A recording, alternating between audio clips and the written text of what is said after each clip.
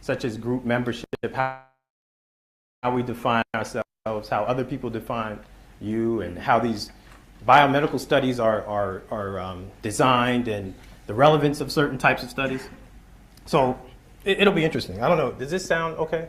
Yes. It's okay. Okay, great. All right. Well, race, genetic ancestry, and disease. A couple years ago, there was this international group of scientists whose goal was to sequence the entire human genome. And in fact, they did that.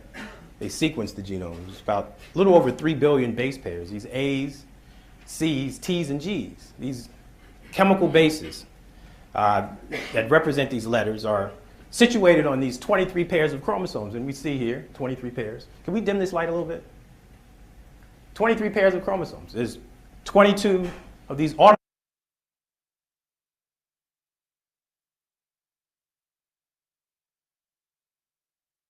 in disease.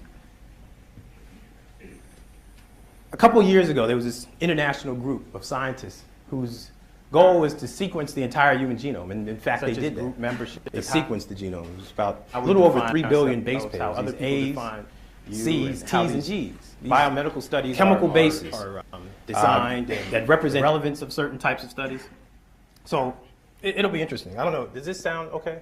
Yes. It's okay. Okay, great. All right. Well, race, genetic ancestry, and disease.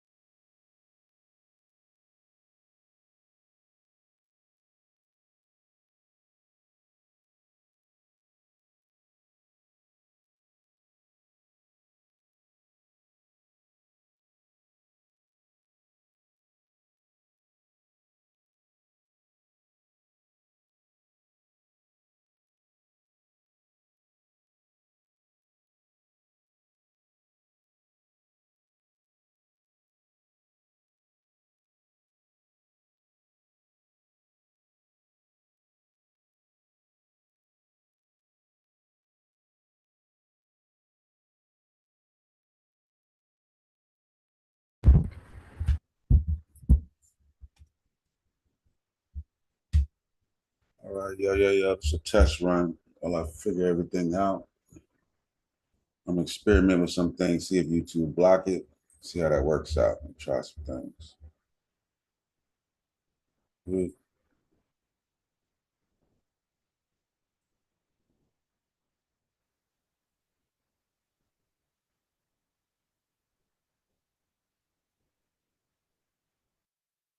These letters are situated on these 23 pairs of chromosomes. And we see here 23 pairs. Can we dim this light a little bit?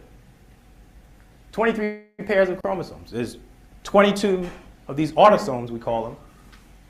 And then there's these sex chromosomes, XY. That's what separates men from women, the X and the Y chromosome. Women have 2 X's, men have an X and a Y, right?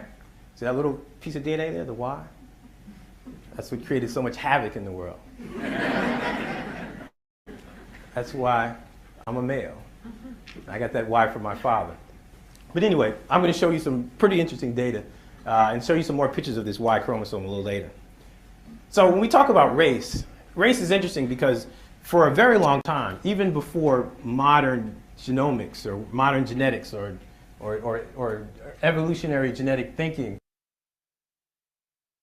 was so much pronounced or was examined more holistically, there were scientists who said, well, we can categorize different human populations. And so there was this guy named Carl Linnaeus, who was a Swedish botanist, who said, yeah, well, there's different varieties of man, and he came up with this classification scheme, Homo sapien eurapeus. He called it the light and lively. Homo sapien asiaticus, stern and stingy type. Homo sapien americanus, tenacious and contented. Homo sapien afur, these were the Africans, the cunning and slow. I guess he didn't know anything about basketball or football players. But what's interesting is that these were characters of the mind and not necessarily the body. He was characterizing humans based on these mental or personality sort of characteristics, okay? And after Linnaeus came Blumenbach, and so presently Blumenbach's classification scheme is pretty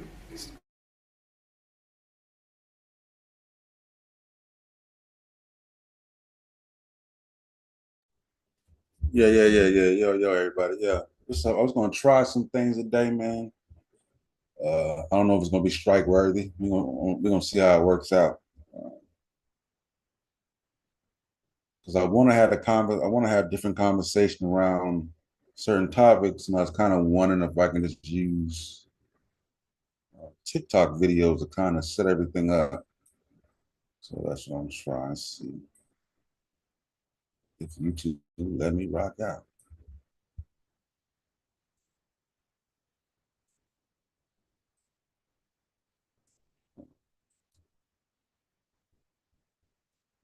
And I'm gonna drop the links if anybody want to get on while I go through my experimentation, man. Feel free.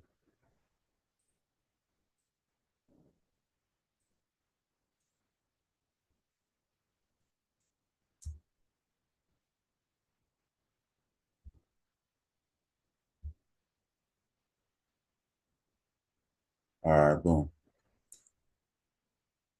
Yeah, because I see the Discord been having a different conversation about race, but also I've been looking for TikTok, and there's a different dynamic going on. Like there's like Black UK versus Black America. Black Americans, do they feel? He ain't cut it up, no flag. He thought, yeah, yeah, hold on. Yeah, so let me see how I'm gonna start. Let me start with start down to the bottom.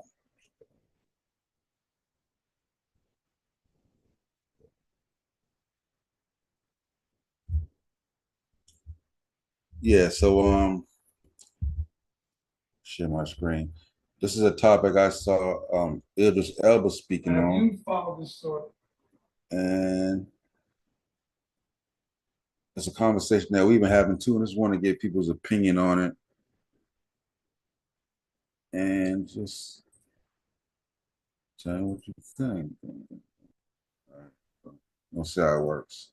And I want to ask you about this with actors who are black and the whole idea of English black actors taking American roles. I was in a bar, I was at Chiltern, having a drink, and next to me, the actor who's playing Whitney Houston. She's English. And I said, I hope you know, black women in America are going to be like English woman you're playing one of the most iconic African-American women ever. And it's a thing. What do you feel about that? Even the way you framed it up of taking American roles, right? Yeah, It's crazy that it's crazy that right? it's, Like, it's But like, you know what I noticed? You said a black woman in America versus an English woman. Like being English makes you less black. exactly. That's the issue. Like, That's the to issue. me, that defines how unintelligent the whole argument is. No disrespect to anyone course. that has that feelings. It is what it is. But the fact is, we're all black. Like, let's just be, you know, you get a Scottish actor playing an Irish character or an English actor, you don't hear about the debate. But amongst ourselves, we want to point fingers because we come from a conditioning that makes people just make sure, where are you from and are you authentic from where you're from? How black are you? Which is How crazy. black are you? You know, and it comes down to the caste system. And it's annoying to me, really annoying. My grandfather fought the Second World War for this country, US, comes from Kansas City. I come to this country and someone's saying to me, you ain't American. I'm like, huh? How dare you? Yeah, exactly, exactly. But the truth is, you know, what am I going to bring that out as some sort of like I think argument? Well, the idea, it's a character. I mean, it's for anybody. It's really. acting. It's acting. How It's do you acting. feel Cultural about that? appropriation, though, is Yeah. definitely something that we should pay attention to. Sure. But in the acting profession, one should be allowed to play. Yeah, so that's kind of what I'm building around, man. I want to really pick people's brains on that conversation. I don't know why this showing weird in my Zoom space. Like, gosh, yeah.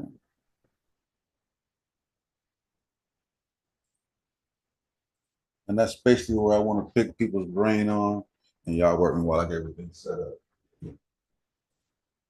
so I can actually see the chat and talk to y'all at the same time.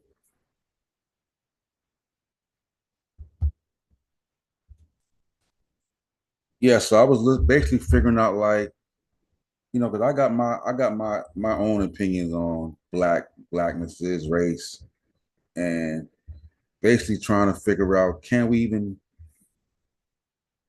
should race be defined within borders, like African Americans should be allowed to have their concept of race, and we just view it respectively depending on where we're seeing it at. You know what I'm saying? So if I talk about blackness, then you should respect my blackness coming from an African American perspective.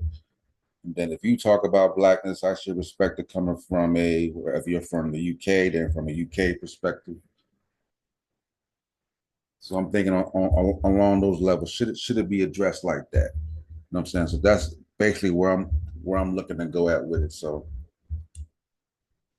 yeah, so like I said, I'm just gonna experiment. I'm really trying to see if YouTube is gonna strike me for the TikTok videos. Really, that's really the theme of this video and the point of doing this video. To see if YouTube is willing to strike me and see if I can get off these TikTok videos without YouTube clamping down on me. So let's say.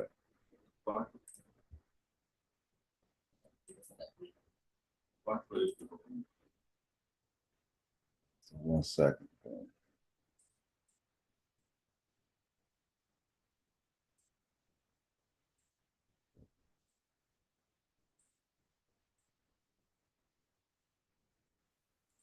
UK. We have to start being fucking for real in 2024. This last week, and I'll say it again, the lack of education in the UK that Black British people have, or in the UK in general have, on general American things is astounding. They'll get online and they'll say with their whole chest, oh, you lot are dumb. You know, in America, yeah, Americans just don't know anything. Our food is top quality because we have culture over here. No one wants to appropriate Black American shit, you understand? We yam good food like curry, goat and rice and them things there, and a goosey soup, you understand? Black British food is not a thing. African food is a thing. Nigerian food is a thing. Jamaican food is a thing, not Black British. And an American person can't tell me a motherfucking thing about being Black British because we do your accents better than you ever motherfucking can. That's why they want our Black British men in Hollywood. Go online and say that America wants your Black British men because they do American accents better than Americans. Do you know how daft that sounds? They're doing an accent and they're cosplaying what? An American. That's the only way they can find jobs. I did my best to try to explain it to you guys in the most simplistic and elementary terms. You just don't get it. Black people in the UK are trying to ascribe their identity on us, and they think black, that when we use the word black, we're talking just about black, but we're from various places. No, we're black and we're from America, meaning our language, our food, our culture, everything that we developed is Black American. The UK doesn't have that, babe. Discovered, and what I think is happening, I think Black British people are having an identity crisis because there's no overarching Black identity in the UK. Like I said before, you are from your Caribbean nations or you are from your African nations. She goes on to say that Black British is her ethnicity and it's her race. No, it's not. When I go abroad, I'm British. When I'm in the UK, I'm Black British. My ethnicity and my culture determine that I'm Black British. I know you guys don't, understand that term, but that's what it is. Being Black British is your racial marker in the UK. You do not have an ethnicity of being Black British because you guys are all from your countries. Secondly, this video is just indicative of the middle child syndrome they all have. I think that they believe that Americans believe we're the cream of the crop of blackness when we don't. We're just black, and we're from a country that has been the center of the world in terms of politics, in terms of economics, and especially in terms of entertainment and entertainment consumption. To talk about black British food, and then mention Caribbean food, and then Nigerian food, as if New York and Miami don't have the most Caribbean people, probably more Caribbean people than outside of the Caribbean. Are you slow? Black American food in America is actually an ethnic food that was created by African American slaves when they started to cook in America. And it's even more diverse than just saying Black American food, because in Louisiana they have their own food, in Texas they have their own food, Florida they have their own food. Wow. She mentioned Donald Trump as if Black people in America really have the voice of the nation. But we elected Boris Johnson. Boris fucking Johnson. Have a good day. Enjoy your tea. The point was that people said that we can't comment on that because we're not African American. I think to an extent, I think there's some. I don't know exactly what they said. There's some amount of. I think that's stupid. Okay. Okay. Like, I mean, okay. Hold on, I'm stupid. No. Oh, buddy, come Okay, on. I'm Come on. yes. Nah, but like, I just don't care for when someone has an opinion, and like the opinion wasn't egregious. The blacks are fine. The point was that people. Yeah, hold on, let me go up. Yeah, like I didn't even. What up, Marcus? What up, Miss Tiffany?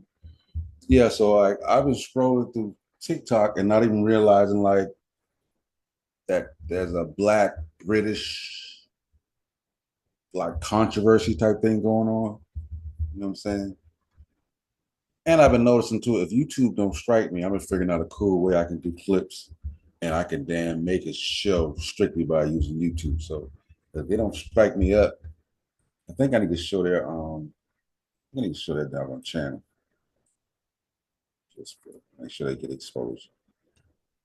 Yeah, so basically like how do African Americans feel about British Americans necessarily inputting into ideas of African Americans? I know it's definitely touchy when it comes to a situation like ADOS. You know what I'm saying?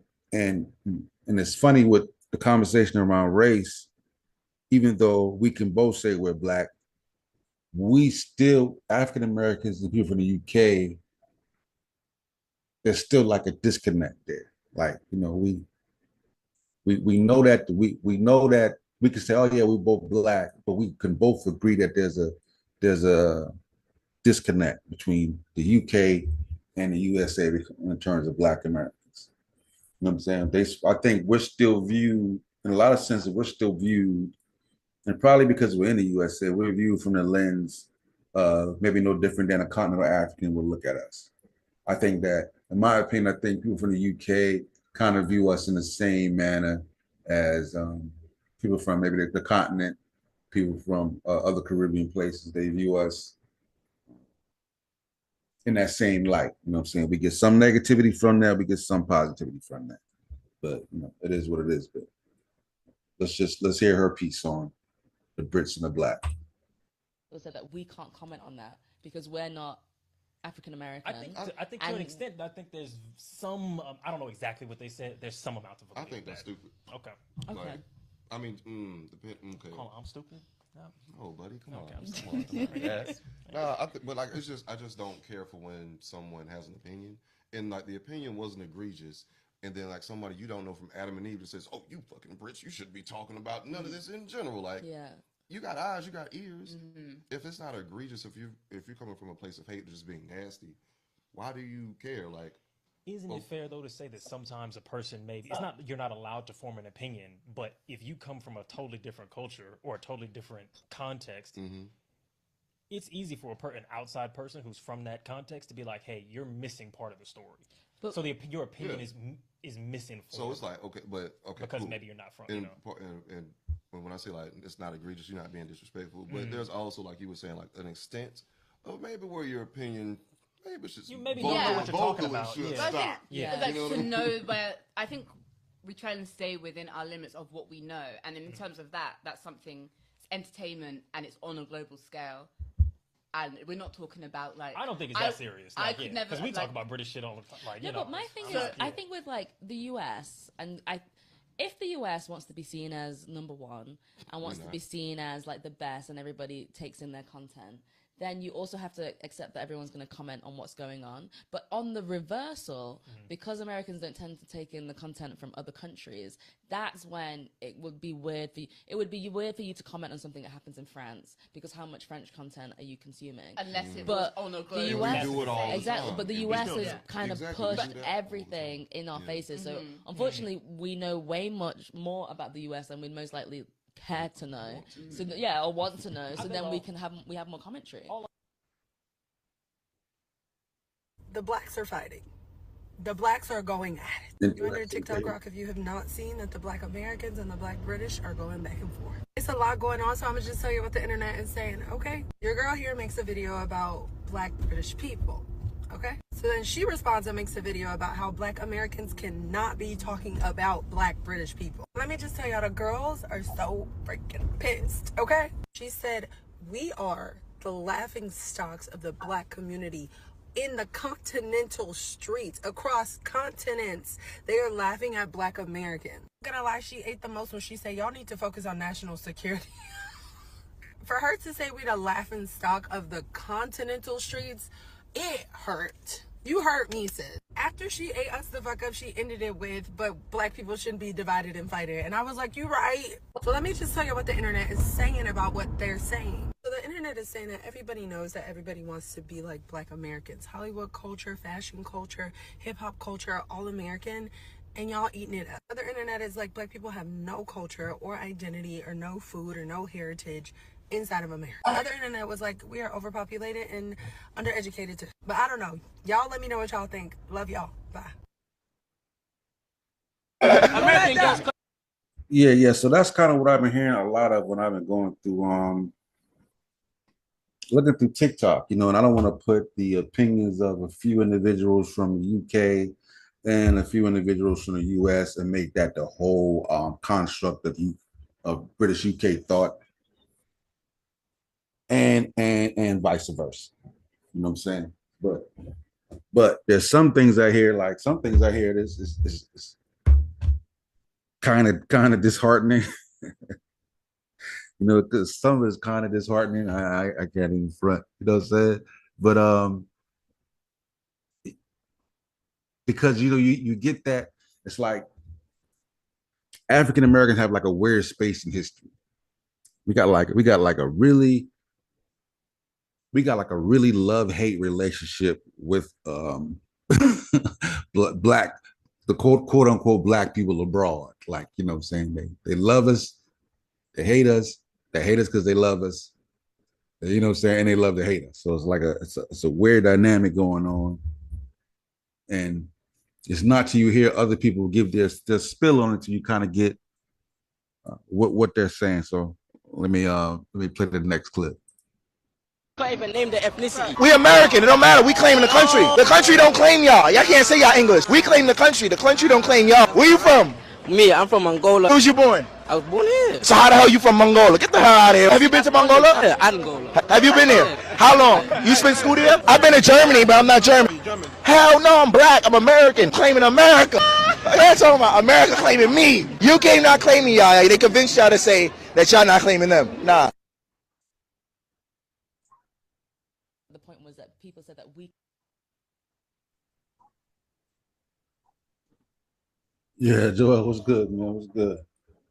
What's happening, bro? Yeah. Hey. Yeah. Hey. It's wild, right? You know why people got a love-hate relationship with us, right? I'm trying to figure it out. It's no, it ain't hard to figure out. It stems from a couple things, right? So, okay, this is my philosophy on it anyway. This is what I think. I think some of it comes from one, people see us, like people like admire us for fighting against the beast, and at the same time, sometimes they can develop a sense of resentment because they don't feel like they putting up that same kind of struggle as well. So I guess that word is jealousy or envy. I don't know whichever one that fits that. That's what I'm saying. Like we got a weird relationship with blacks abroad. Like they said, they love us, they hate us, they love to hate us. You know what I'm saying? Right. Some black hate it because they love us. It's like everything's in the game. You know what I'm saying? So yeah. Then some people come here, right? Some people come here, and because we the cool kids on the block, we tend to and we like dozens. We like to make fun of each other and have fun, and some people don't know how to take that. They didn't grow up with the dozens. Like the dozens, they take it serious, and we plan, and so we'll clown you for your dress or the way you speak. We have fun with your name, all of that. Where you from? Like we'll just have. And some people look at that and be like, "Wow, man, you act like you better than me." We're really, that's not what we're doing. That's sometimes that's how we show our affection for you. We're a clown on it. Yeah. Yeah. But some people take that serious. So. Yeah. Let me play a little bit of the chef's asking what the show about. I'm playing some of the different UK thought on race. Like I said, there's a because I think we've had one conversation too, like how we had in a Discord about biracial. Do we consider biracial people black, right? And then some people got that hardline stance like they're not black. You know what I'm saying? Well, it depends on how dark they are. I'm saying, right? Because just you light, man. They might be like, nah, you white. Right. Just because a person is biracial don't mean that their DNA is 50-50. So I'm saying. Oh yeah. So you can be biracial and be 70-30 African, 30 European, or vice versa. Right. So them same biracial person can be genetically more African than some African Americans who out here 70-30, 60-40. How about that? You know what I'm saying? Yep. But they just, you know what I'm saying? Yeah. That's why race is so horrible. It's so unscientific. Yeah. You know what I mean? Yeah. I'm gonna play a clip from let me play a clip of this lady right here. 1 second, share it.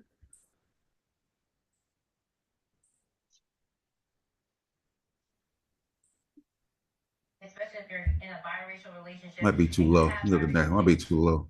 It seems low when the fact that you're American. As in here, if you ask someone, where you from? I'm from Nigeria. Really? Black people don't even know what country they come from. I said black people down there don't even know what country they come from. So what country you come from? Me, a few. I'm African and Caribbean. Where were you born? Every day I come on this app, and I've refrained from talking about it, but I see black British people just talking about Americans. British people, in general, have this idea that Americans are dumb. But black British people have the audacity to talk about African Americans. What's wild is their lack of education on the world, which includes America, is the reason why they don't understand why America exists or how America exists or how a black person from Virginia is a black person from Virginia. What's not clicking? What's not clicking? What's not clicking? To insinuate that black people in America don't know where they come from and they say they're from America, but then you go and you say that you're Nigerian or Caribbean. There's absolutely no difference than you being from Jamaica, you being from Dominica, you being from Cuba, and me being from New York. Zero difference. The only difference is America is the place where all immigrants come to. So we are the country where we had to stay in the country of our oppressors, and you were able to come here because of us. I went to grad school in London. I went to LSE. One of the main questions I would always get when people heard me speak is, where are you from? And I would say New York. And they would say, no, where are you really from? And I was like, New York. And they would be like, well, I'm Jamaican. And I was like, well, where are you really from? And they were like, Jamaica. I'm like, well, Jamaica's a made up place, just like America's a made up place. So there's no difference here. It's almost like they think that we just popped up in America from some magical place. Hello, slave trade, baby. Your history too. In the UK, you are no more than like 3 generations from someplace. So the black people I encountered in London while I lived there were always Nigerian, Ghanaian, Jamaican, or any other island. You guys just moved to the UK. That's why you were like, I'm Nigerian. Africans, we lie a lot as if we know where we're from. Most of us can't tell you 2 generations past where we are. So while you want to talk shit about us and while you have absolutely no idea what you're talking about, you look dumb, not us. So we will continue to thrive. We will continue to drive culture. We will continue to be the culture exporters of the world. And you will continue to consume it and talk about us because we don't think about you. Okay? Ciao. What you say? The guy speaking, he was getting it in. He dropped some good facts in there. But listen, I would say this: the whole delineation thing is new, because up through, I would say, even the 90s, we African Americans pretty much embraced everybody, man. I don't care where you could be freaking Asian, and we would embrace you. Shoot, if you rolled with us and you was a whole European, we would embrace you. We would. What's the whole Rainbow Coalition stuff? You know what I'm saying?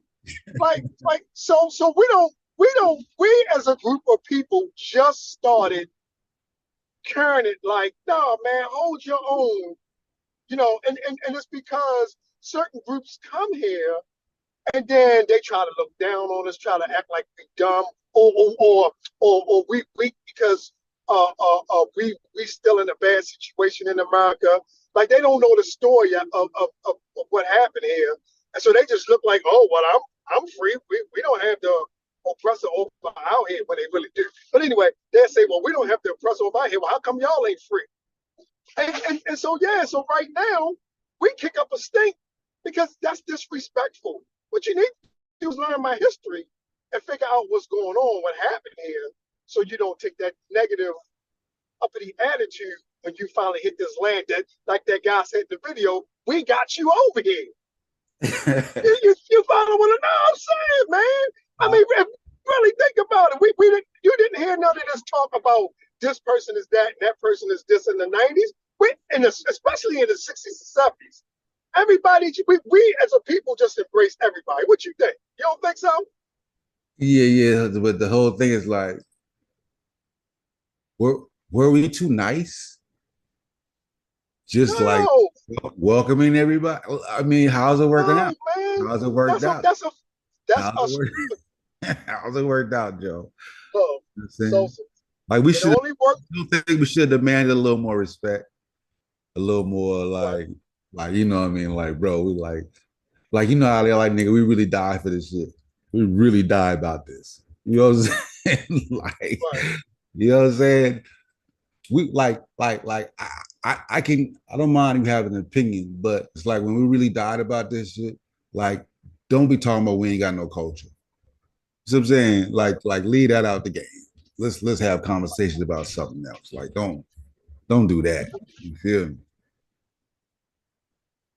That's one of the first things people will say. They'll say, well, you ain't got no culture.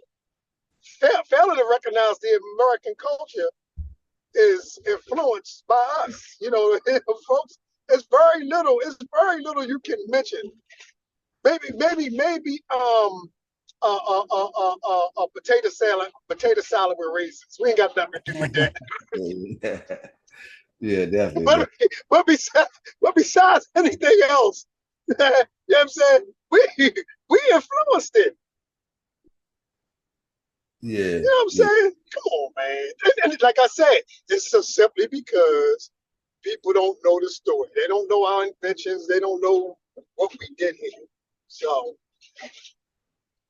yeah, at least that's my take on it. But they're saying, like, as dude's saying too, they're not getting enough knowledge about African American history, right? Which is fair. You don't think that, like, why would they be, right? Because we don't learn anything too much about UK history in America, right? Which is fair, right? So you should at least come into it, knowing like there may be some things that you don't know, right? And you should maybe lean on the African American perspective to get some kind of understanding of what's happening or what has happened.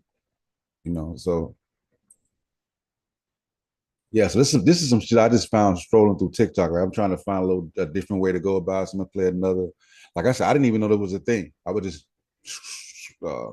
scroll on TikTok. Let's see. Raise the topic Yeah, of I race. pretty There much was an ignore almost that immediate clampdown, shutdown, denial from my conversation partner. They tried to find ways to convince me that absolutely no, race had nothing to do with it, that actually I had a chip on my shoulder, and that, you know, why was I trying to make everything about race? I'd actually decided to have a conversation with a person who can now confidently say probably is a white anti-racist, a white critical anti-racist. And I spoke to her about her journey, and I said, well, what's led to you being somebody who is so aware of how race shapes inequality? She said that a lot of her defensiveness initially when it came to these conversations about race was a fear of being wrong. You know, a fear of, she said a lot of it was to do with her ego, a fear of being implicated in existing inequalities, a fear that she actually wasn't doing enough. The way I explain it to people is like, imagine a pizza with different slices. Chico, tell me why. For me, it's really difficult to navigate the conversation with race because I didn't grow up here. So for my parents, they prepared me more to xenophobia in regards to like even my name or navigating the system due to like different immigration statuses. And like, I think any person that's probably watching this and comes from a immigrant family, they're like, translate this. What are you, do you know how to read this? Come. So you're like at 12 or 13 trying to navigate the system and then like the immigration system in the United States. So oftentimes growing up, I felt my race, but I felt more of that xenophobia. And it wasn't until later on I understood how race ties into it. So I oftentimes feel like my parents were also navigating what it felt like to be Black in America. So we were both kind of in that space together. So we couldn't really support each other outside of that immigration status. And then it was until after when I got to college and was around other Black people a lot more that I realized what it meant to be Black in America, but also an immigrant, because that's a double tax on its own, and also being a woman. And all of that identity also ties into the discrimination that, you know, I face every day and that a lot of people navigate. Yeah, now see, I get that perspective right there, and I think me and Chef was talking about it one day because you know, when people from other areas be like, I ain't know I was Black till I come to America, right? She's kind of speaking to like this dynamic because of being an immigrant. Because she was like, it wasn't until I got to college and I got around my Black friends that I realized. You know what I'm saying? Like that I realized what it means to be Black. You know what I'm saying? Like, you know, just so I she's addressing it from a different perspective. Like, you know, that like she sees it differently. And it took time to for her to really grasp what Blackness even means. Right. Well, I mean, if you grow up with everybody around you, and they all look like you, then there's no way. I mean, there's no way to feel the pressures of how America is. You see what I'm saying? Like I've never been on the mother continent, but people who come back, especially from the west side of it, and they say, yeah, man, it's so different, man, because everybody you see look like you, no matter where you go. They just about, you know, it's very rare. It's rare for you to run into people that don't carry your phenotype. Right. Right. You know, and they be excited about it, which I can understand because I guess some of the pressures of the negativity are gone. You know, now she, you know, flipped that the other way. She coming from that, she come here, you know, and is, you know, you found somebody finally treats you different, and you notice it's because of how you look, and you're like, dang, really? Right. Or is she saying that? Is she saying it's because of how she got treated, or did somebody call her Black, and then the bell went off? What?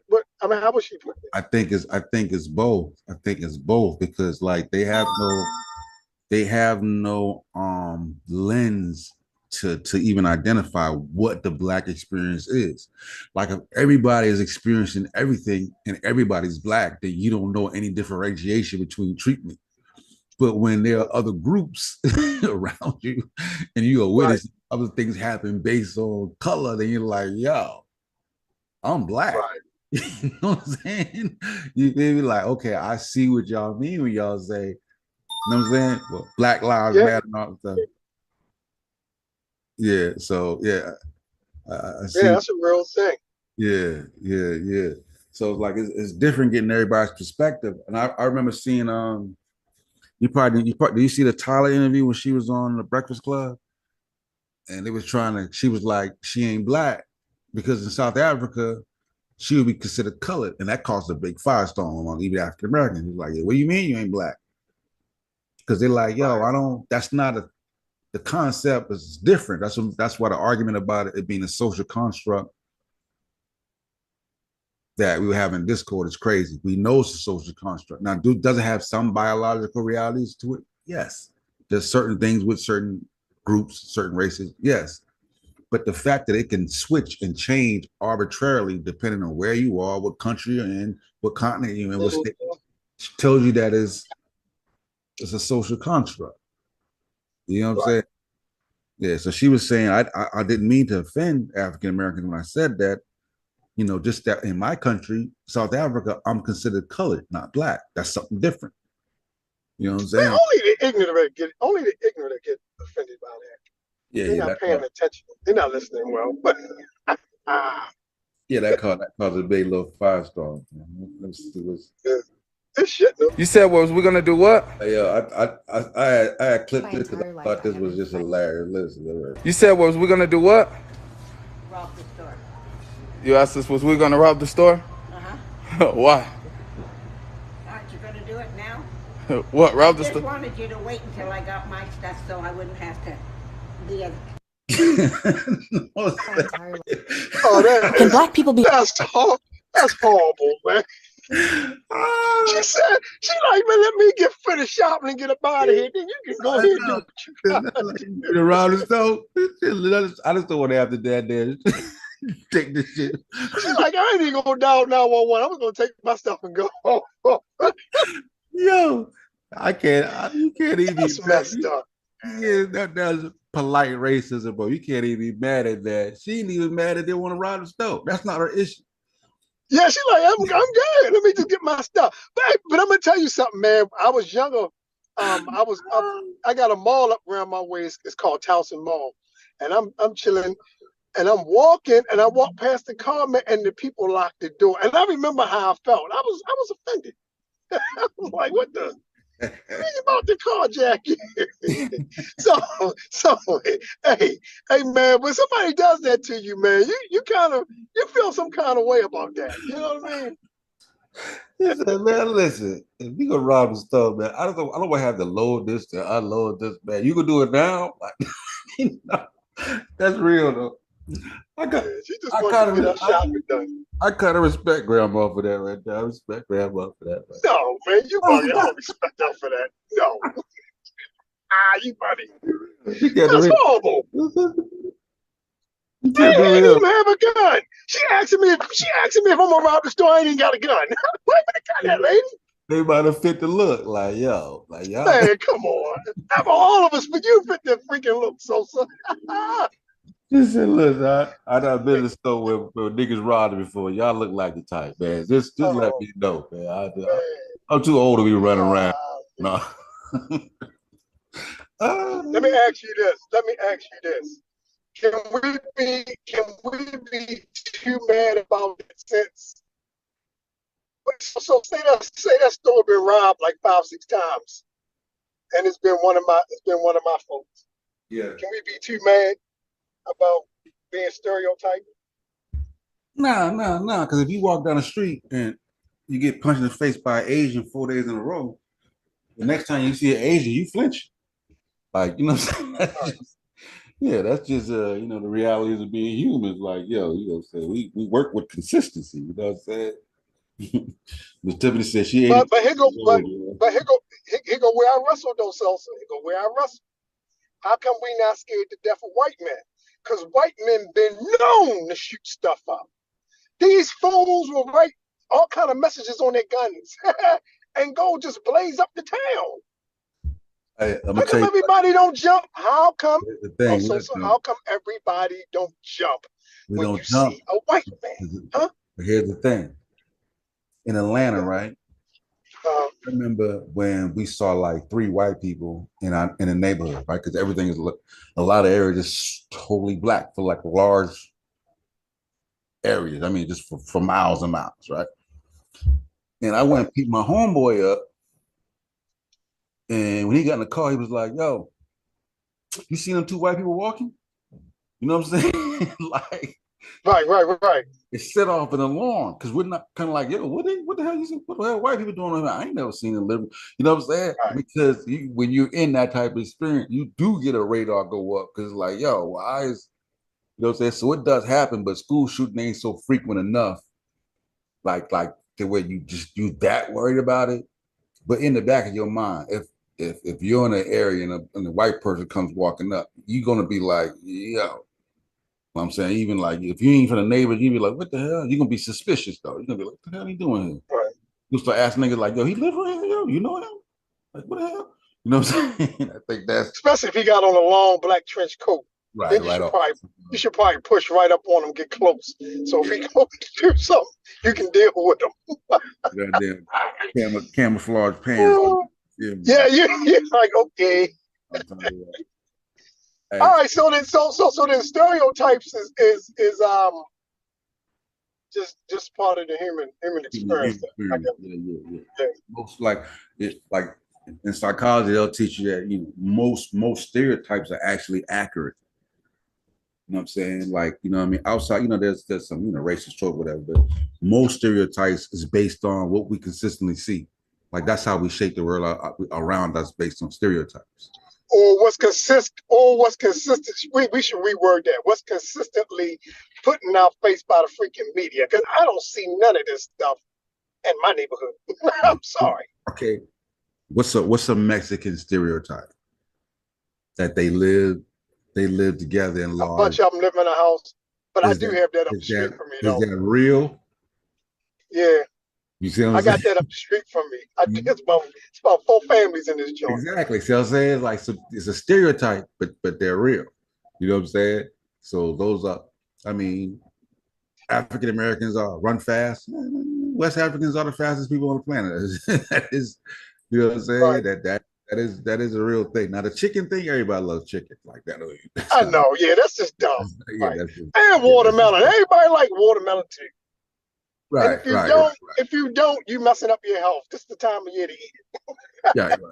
All the things are normal. You feel me? So I also came across this. I got Dr. Umar coming too, because the black people can be racist commentaries. Let's get her input on black people. Can black people be racist? Racist? A favorite tactic of white supremacists is to call black people racist for speaking about race in a way that makes them uncomfortable. According to Merriam-Webster, racism essentially has 2 definitions. First, your garden variety racism, the belief that one race is genetically superior to another. The reality is that it would be highly unlikely in the world in which we live for a black person to harbor the belief that their race is inherently superior. Whiteness tends to be generally celebrated in many cultures, while blackness is often reviled. Many black people spend a lifetime trying to unlearn these preconceptions of the inferiority of their race. If a black person says something about a white person that comes off negatively, they're usually speaking from a place of hurt or trauma rather than the inherent belief that they are genetically superior to white people. And black people are often called racist for speaking out against white supremacy, but that's a whole other story. Black supremacy is generally just not a thing. White supremacy, however, is a very real thing, so context matters. We're going to talk about systemic racism in part 2. Yeah, she's saying black superiority don't exist. She must not have seen these moors, and she ain't been around Sarnetta crowd this year. I promise you, it's a thing. You know what I'm saying? So they. All right. They All right. definitely racist. So hold on. So most times when this conversation is had, There you go. Here we go. it's there. We gotta have it. Listen. We Most got times when this conversation is had, it's built around economics and the ability to do something and get away with it. So in other words, like one person is looked at through eyes of, oh, he's a good old boy, and the other person is looked through the eyes of, oh no, he's a criminal. So in other words, so I don't have a company to withhold resources from you from. You see what I'm saying? So normally race, when they say, oh you racist, it's not just simply, you being discriminatory. Right. I know it's used like that a lot, but I don't know what I'm trying to say. Forget it. I know what I'm trying to say, but I'm not worried. Right. Okay. Well, let me ask you this then. If I go and see a white person, I kill him because he's white, am I racist? If you're killing him just simply because he's white, of course. Yeah. So Yes. So wouldn't that fit under? So you would say, yo, that nigga was racist. But what if he looked like the dude that raped your sister? Huh? Nah, What if he looked like the dude you switching it. trying to clean it up? Nah, you switching it. Yeah, Brad, we're good, Brad. We're good, man. What's good? But look, that's normally where Umar Johnson's coming from. He's normally trying to say, well, I can't shoot up a church and then go into court and have everybody look out for me while I'm in court. Like America's a racist country. The guy had the judge and everybody else on his. Oh no, that's the dude that shot the people at the Black Lives Matter rally. But even the dude that shot up the church, they took him to go get McDonald's or Burger King, one of them two, before they took him in. Like you get preferential treatment. You got $1 million worth of whiteness without even having $1 million. And I think that's where people, say, well, America's a racist country, not just simply, because they don't, one group don't like another group because of how they look. It's what really happens, like, in the country. Like, I don't see them just pulling. You don't stop and frisk white folks. You stop and frisk black folks. See what I'm saying? Like that kind of thing. That kind of thing. You stand by, we can't be racist. No. I wouldn't say that, man. That's because racist is too loose of a term. Too loose. Yeah. What's a better term? What's a better term? Discrimination. Yeah. Everybody discriminates. Yeah, but discrimination is too loose because I can discriminate because you ain't dressed, your clothing is a little bummy. You know what I'm saying? Okay. Like, what you doing That's there? accurate. You know what I'm saying? That's accurate. Then. That's accurate. That's not racist. Like, nah, I'm discriminating because you got white skin. You know what I'm saying? That's why I feel this way. You know what I'm saying? I think that's a little different. Okay, so take the. Brad, what it do, Brad? Brad? See Brass in the building real quick. What's up, Brad? Oh, Brass. What's up, Brass? Hey, what it do, man? This is nice, man. This is nice in here. What it do? It's real nice. What's going on? Hey, Brass, don't start nothing. Don't start nothing. Won't be nothing, bro. Hey, you know what I was gonna say? Hey, I wasn't gonna start nothing, but when you were saying that stuff about I'm in the car coming home from the city. I was thinking when you was talking about, you don't understand why they was locking the doors. And I was saying that I completely understand why they was locking the doors in Baltimore. You know how I get. You know how I get over there. See, kick them off the panel, so kick them off the panel. I went and locked my door outside, Brad. As soon as he said, I locked my door outside. I ain't even Baltimore. Bro, I lock my doors when I see certain people. That's not a white thing. Hey, yo, that ain't a white thing. I lock my door. So I lock my door when I see certain people. I cross this. I will cross the street. Unless I'm carrying or something, somebody gets a little crazy. Yeah. Hey, but you don't cross the street for a white man when you see a white man coming. It depends. I'm not. Oh, I don't you know. bluffing, bro. Come on, Listen, Brad. listen. Let me ask you a question. No. You think so? You think only black people can hurt you, huh? That's what you think? No, that's my. If I see a group that's of my bikers, if I see a group of bikers walking down the street, and I'm walking towards them, Yeah, I'm gonna make a smart decision. Yeah, I'm gonna cross the street. If I see, a bunch of people, I don't think it's race. I think it's also sketchy. I see some young black kids. I might be carrying or whatever, but still, it's like just because you carrying or you got a license to carry a gun, you don't want to use it. You don't have to be. Yeah. Point is It ain't. It's not a race thing too much. I've seen white people in stores be more comfortable when they see me or something like that. So it ain't a black thing. I've seen them ask, "Could you help me with this?" or this, that, and the other. So, I don't think black people can be racist. Yeah. Plus, I like to cross the street, just so I can get a gauge to do it real play, do it way in advance. So Yeah. they cross the street. Now I can feel like, okay. Now that could be a chance that they cross at a little differently, but now I can, what I'm saying? I ain't crossing back over if I'm strapped. I'm saying, like, I ain't finna. So let Brass explain. Let Brass elaborate a little bit. So Brass, you saying you don't think the blacks can be racist? Yeah. No, because racism, bigotry, discrimination are all different things to me. Could we be bigoted? Probably. I mean, without being too technical, right? I'm sure people source it up or whatever, but I always looked at racism as like the things that kind of are out of our purview, the redlining, those kinds of things are more like race, determining, funding for schools in certain areas. Okay. And, so that's what I consider racism. Like, I don't think, I kind of agree. I think Farrakhan says that. I don't think we, as a race, are at a position as a group. There might be some black people in the group doing it, but as a race of people, I don't think we can force racism on a group of people just yet. And you see that when you see I think it's DEI, right? They're getting rid of those things, affirmative action, getting rid of that. So it's like we don't have the ability to just tell people where their kids can go to school, where they can live. I don't think us as a race yet have that. I don't want that kind of power per se, but I don't think we can be racist. Could we be discriminatory? Yeah. When you say things like, this are all black science fairs, stuff like that, that's racist. You know what I mean? To me, if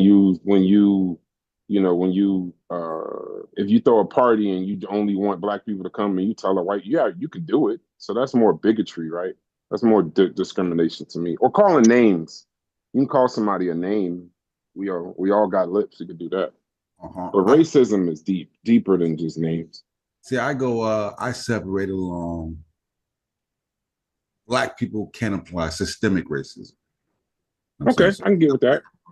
Yeah, me too. Just in general, racism in this general sense, I go, yeah. You know what I'm saying? But there's layers to it. Like, what I mean? Like, I agree with everything else. Like, we can't stop, we don't have the ability to stop whites from getting jobs pretty much because we don't. Yeah. I agree along the line. Yeah, because anytime, it's funny, anytime we use anything like it, like recently with LeBron, and they were talking about, they're killing him for, getting his son drafted and going to the Lakers and this, that, and the other. But nepotism, that's in every business, in every country, in every part of the world. That's not like but when we try to do stuff like that, it's like, it's not fair and this, that, and the other. But, it's just a father taking care of his son. I don't knock it when a CEO passes a business down to his child. It's the same thing. He's not qualified. Or I'll give you a perfect example. I wasn't qualified when my father handed me a business at 21 years old. I wasn't qualified, but he gave it to me and I ran it. The line ain't right, bro. Nah, man. Well, you cut out some really good qualified black folks, bro. Hey, Sosa, people I bet he did. Hey, people need better fathers. You from Baltimore? From Baltimore? I fired the first day. I fired determinism, right? That's determinism right there. Right. I walked in there. I said, "Are you from Maryland?" Everybody out of here. You like crab cakes? Get out of here. Anybody that had any traits, and if they had on Under Armour, I fired them without a severance this pack. is just hate now. This is hate. Mute his mic. But yeah, y'all having a good conversation. I just came to support. I'm gonna be working on the server and stuff later, but I just came to support. I saw you went live, and but that's fire, bro. Yeah. I'm trying to I'm really to experiment too. I want to see what YouTube gonna do, how they handle me doing this TikToks. You know what I'm saying? And then I'm gonna figure out and fiddle with it, because I'm thinking like if I can do it through TikTok, then I can set my stream up real easy. I can see how to hammer out these clips. I can get them bam, bam, bam. I can line them up in my TikTok. So according to how they handle with the strikes, and determine how I do some of these shows, man. You know, I appreciate. Well, yeah, normally when you talking over them, they don't bother you, right? That's what I'm thinking. They don't really have copyrights for content creators just yet. Because when we do the TMI morning shows and stuff, I do a lot of my stuff off of memes and things like that, and we haven't gotten a strike yet, so that might be a sign. But all those from Instagram, I don't know necessarily from TikTok. Yeah, I was trying to at least show they the little thing they subscribe to, just out of respect to, if they ain't got a tag. You know what I'm saying? So just in case, you know what I mean? So what y'all talking about though? Just all things concerning race, man, and blackness. I was just looking at came across this book called Uncomfortable Conversations About Race, and I like the concept of it.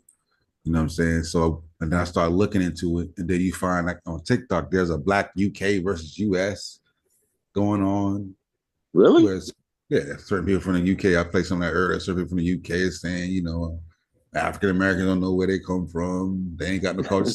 Because, you know, I was saying like there's a disconnect there. Like in some ways we're viewed in the UK no differently than continental African would look at us. You know what I'm saying?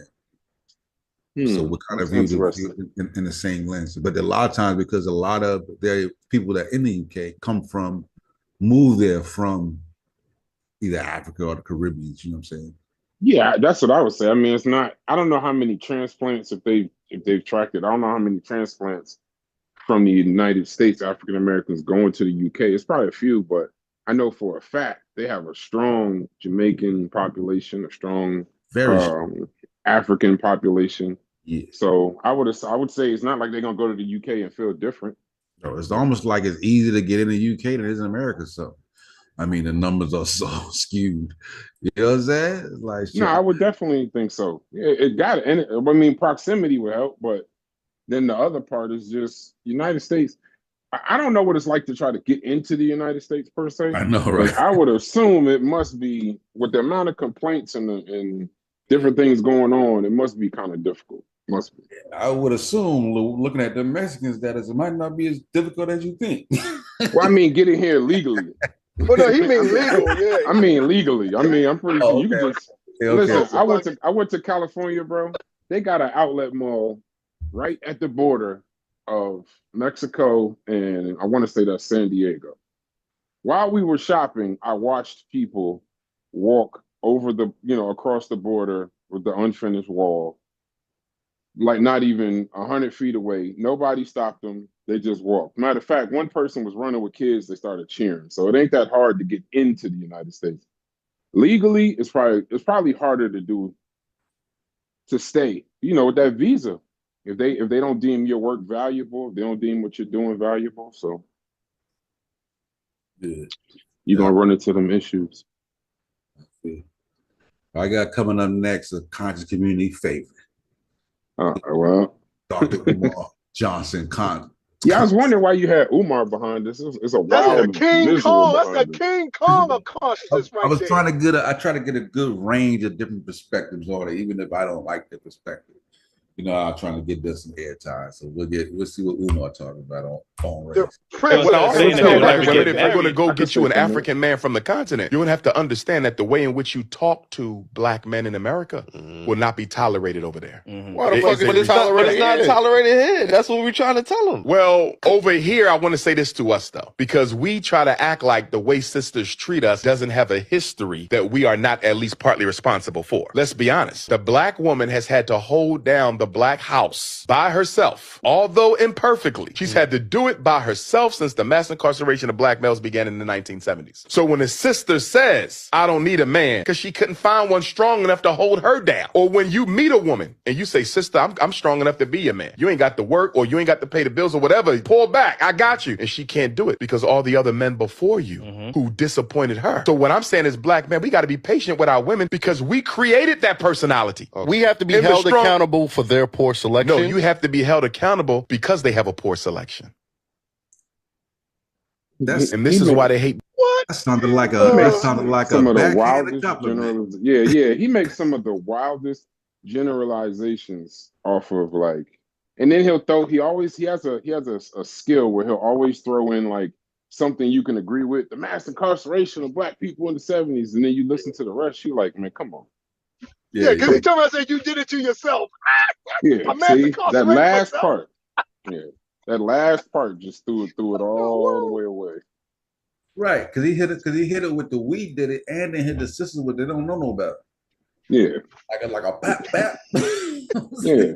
But he's pretty good at it, bro. But I mean, I think that narrative. I don't know. I don't know. I guess I'm not educated on that either, because that narrative of just black women want to do it themselves, I just don't see it. I know. I don't see it, bro. I don't see it. And people tell me all the time that that's a real thing, but I don't see it.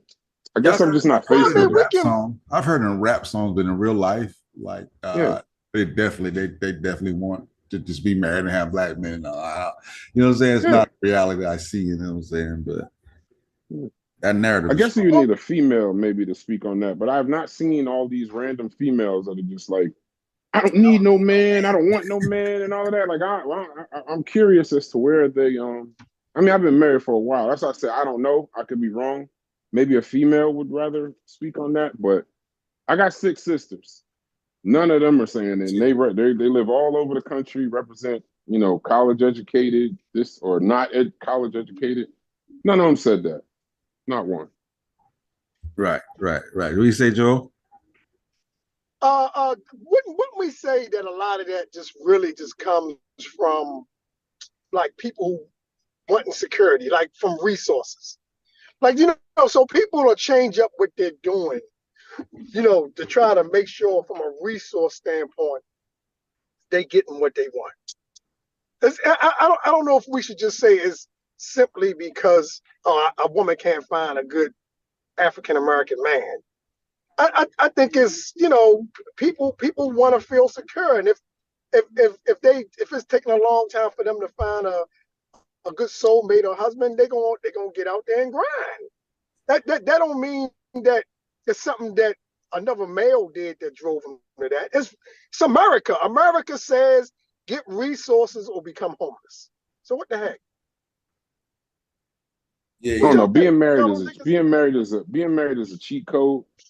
So if you really trying to like, if in my opinion, if you're really trying to combat out here and all this inflation, the rising home prices, just the stress of doing it on your own. When you have a child, you don't know the amount of events you need to get to.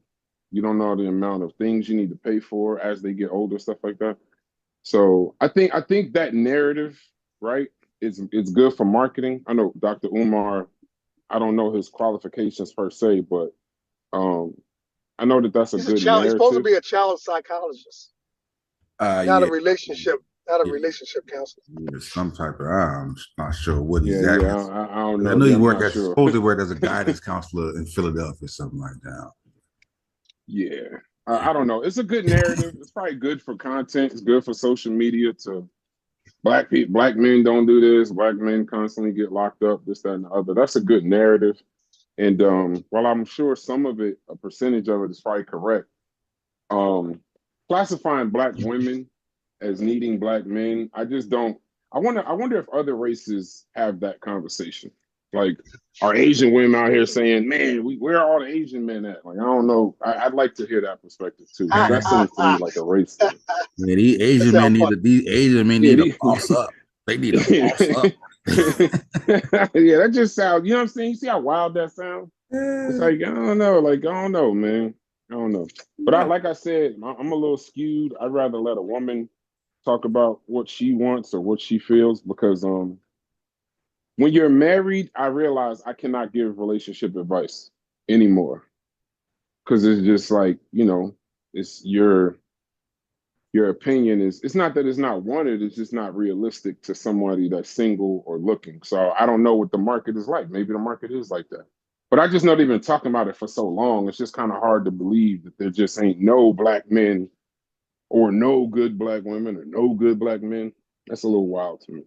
I got sisters and stuff, and that's not what I hear around when I'm around women. Like, that's not what the conversation is.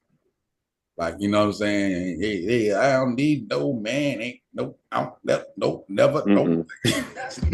That's not what I hear. Normally, they in a relationship. They trying to work through. You know what I'm saying? Work themselves out of. You know what I'm saying? Normally, that's the case. They're in a relationship. But I think I could do a whole show on Umar. Let's go to this next clip, though. Blacks in America so much, the white power structure. We're the only non-white people in the country who cannot be sent home. Right. You cannot be deported. Slavery destroyed your cultural, psychological, and intellectual connection to your ancestral homeland. If the Ghanaian get on your nerve, he go back to Ghana. If the Puerto Rican gets on your nerves, he go back to Puerto Rico. If the Afro-Cuban gets on your nerves, he or she go back to Cuba. If the Chinese get on your nerves, send them back to China. If the East Indian gets on your nerves, send them back to India. If the Arab gets on your nerve, send them back to one of the Middle Eastern states. But when American Africans get on your nerves, where do you deport us to? Most American Africans are so brainwashed, they think they're American. So you cannot deport them because this is what they identify with most. So in other words, the white man created his own problem, which makes it almost impossible to deport us. So the only way to get rid of us is a systemic system of racial genocide. And that's what they're using. Like, you see how like he can hit on some good points. If you're being honest. Like he can hit on some good points, right? And then right when it's time to wrap it up, he'll just do something just like right, don't mess it all up. He has never. We don't want to go nowhere. How about them apples? No, he said that we've been brainwashed to think that we're American. It's like right there. It's like you just made a hard. We are American. What the heck? I know. That's what I'm saying. He just made a hard left turn. It's like. It's because he has never ending content. And when he's talking, he's not necessarily talking in one statement. He has to cover probably about 5 different demographics in order to keep them donations coming. So he'll say one thing that you can agree with and 4 things, but because he said the one thing, he's allowed to keep talking. You know, I mean, bro, he's in business. When you see somebody that's clearly just marketing, that's all he's doing. So he can keep, and he's doing a damn good job of it, bro. He's doing a damn good job. Damn good job. Yeah, he been milking the same arguments, ideologies, thoughts, taking in donations the entire time. Hasn't really had to show and prove on a lot of things, and he has a very strong following. So yeah, he might be the GOAT. He might be the GOAT. The goat of what though? I'm curious. What would you say? African stealing. I don't know what the He's been milking that argument for so long, and ain't nobody. People still listen. For all the people that say he a scammer, it's people that will cuss you out when you say something about Dr. Umar. So still beloved, without a doubt. American Dream. What's going on, bro? What's good, Sosa? Ain't much, man. You got some scrolls with TikTok that's happening, looking at different conversation around race. Just like there's a UK-US battle going on, so to speak. So I'm just looking at just the lens of race and just how we see ourselves. The problem with black, I think I'm really to the point that we need to just throw away black. I'm pretty much there. That's what I've been there. Yeah, I think we. Hey, hold on. You said that's American Dream? Yeah. Hey, hold on, American Dream. You still ain't don't you supposed to have some money for me or something? Where my money at? You still didn't get it. I Hold on, still are we ain't get live it yet. somewhere? Are we No, I live ain't somewhere? get it. Yeah, we live. I didn't get. I talked What's to you on? about it off stream. Just make sure you get my money. I've been waiting for a few days now. We on Chinese media or are we on pseudo colors? Where we at? You know, No, this is Sosa World TV. Ain't it Sosa, nice? oh, this the new Sosa world. That's what's Yeah, it's up. nice. This looks nice. Very Oh nice. man, that's what's up. All right. I mean, let me get comfortable then. I feel more comfortable now. It's funny. It's funny that you come in here right when we talking about UK black and African. Your timing is impeccable. Yeah, you know. you have impeccable timing. Indeed, I'm not really hip to what the conversation is though. But so if y'all don't mind, I'm gonna listen before I comment. Yep. Basically, it was like I said, I think I'm to the point where I want to throw away the term black. I'm pretty much ready to get rid of it because it's just too vague. Too many different concepts of what black is. You know what I'm saying? I think we just need to go with just go African American. You know what I'm saying? You know, however you want to do it all. You know what I mean? American African. You can put whatever one first. I don't really care how you do it all. We African American. Well, American African, and then when you're an African, you come over like how you brought up Elon Musk. They can be African American now. We switched to American Africans. And that way it ain't no American Africans. American African. That way ain't no mix up, bro. It doesn't. I don't think it eliminates the vagueness, though. I think it actually makes it even more vague. That dude Dutch. That dude Dutch. I think it even makes it even more vague. I think you went from out the frying pan. And dove right into the fire. He's not an African American. Okay. I might be pushing the American African narrative. Like, so now you can't get me with the Elon Musk joint, bro. You can't get me. You couldn't get me with the Elon Musk from the beginning. We was referring to ourselves as Afro Americans and got there going 1806. Some got there going where? Ain't nobody trying to hear that.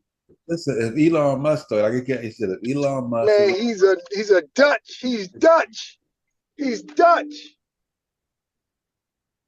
Is he actually Dutch though?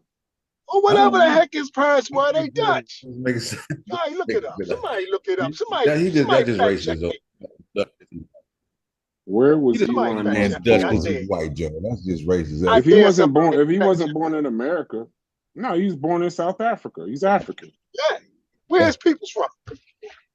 He is of British and Pennsylvania Dutch ancestry.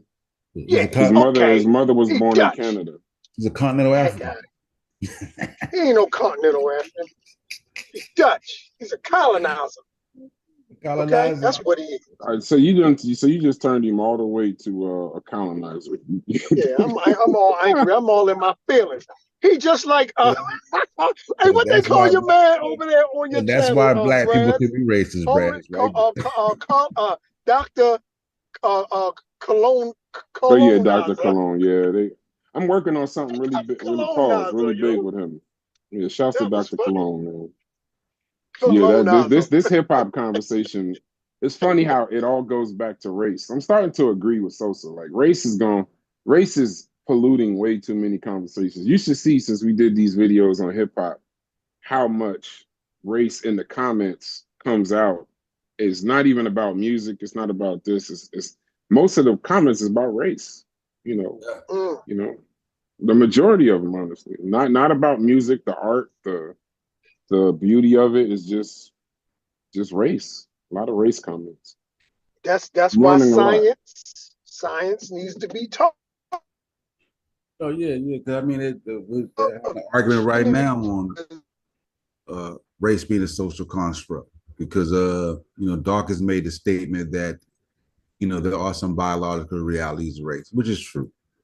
You know what I'm saying? So they're having that conversation right now. It's like I don't think that the United States is built so much on race, we can't ever get away from it. Like it's like if we're centuries away from getting away from it. That's how I feel about it. century. I think we're too close to Unless they slavery. change it up in the schools. We're too close to Unless slavery. they change it up in the schools. They actually changed the school that was going to be more ambiguous in certain schools where, you know what I'm saying? Like, I think they're taking certain terms out and making it and using a different language. You know what I'm saying? Right. Yeah, you don't want to leave it up to the schools. You know, a lot of times y'all said it on previous conversations and previous shows. You know, some of these things need to be taught in the household so that you get sent out into the world with a identity of what it is. And the problem and the challenge is, go ahead. Newsflash. The parents don't know this stuff. Yeah.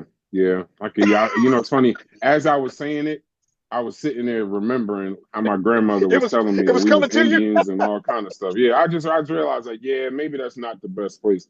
Because leave it to my grandmother, I am an Indian. No question, no doubt, no nothing. We are Indians and we came from Indians. Nah, Granny. Nah, man. Listen, she is fully, if it was up to her, all she needs is the hair. When a child is born, see, I told y'all, you know, and I love my grandmother. I don't have the heart to source up. I'm not doing it. I'm gonna just let her have it. It ain't worth it, Brass. It ain't worth it. No, it ain't. It's You not. be messing up our body budget for nothing. Yeah. I'll probably be messing up my body budget. She'd be cussing me out, talking about me on the phone at night with my aunts. No, I'm not interested. We're just gonna let it go. Yeah. Let it go. Not do Granny like that. I don't even know that. Nah, you know, you know how. You just hurt. Yeah, you know how I feel about that. Your grandmother say go to church, you go to church, whether you believe in it or not. You know, here's what it is. Let's run it back. So just give American Dream just a kind of concept what was going on, because this is because I don't know how you feel about because like you watch Snowfall, Brass? Yeah, I watched every season. Every season, every show. I ain't finished watching it yet, but I do love the series. How did good. you feel when you found out Franklin's from the UK? The same way I felt when I found out that what was his name? I'm looking at him right now, but I don't know his name on the wire. What was his name? Stringer. When I found out Stringer was British. When I found out Stringer was British, and then when I found out that Omar was British, the same way I felt, bro. Then I found out they had a British man play Fred Hampton. Yeah. Upset. You feel damn cheated. near furious. Yeah. Yes, no question. Furious. Is that okay? To be upset? To be upset? Yeah, because I'm gonna play Idris Elba commentary on that because he's gonna ask him, you know, on the shot. Play it. I feel the same way you do. Yeah, I was furious. You know, I can respect where he's coming from, but I disagree. But let me play his commentary on it. Follow this story, and I want to ask you about this with actors who are black and the whole idea of English black actors taking American roles. I was in a bar. I was at Chiltern, having a drink, and next to me, the actor who's playing Whitney Houston. She's English. And I said, I hope you know, black women in America are going to be like, English woman you're playing one of the most iconic African-American women ever. And it's a thing.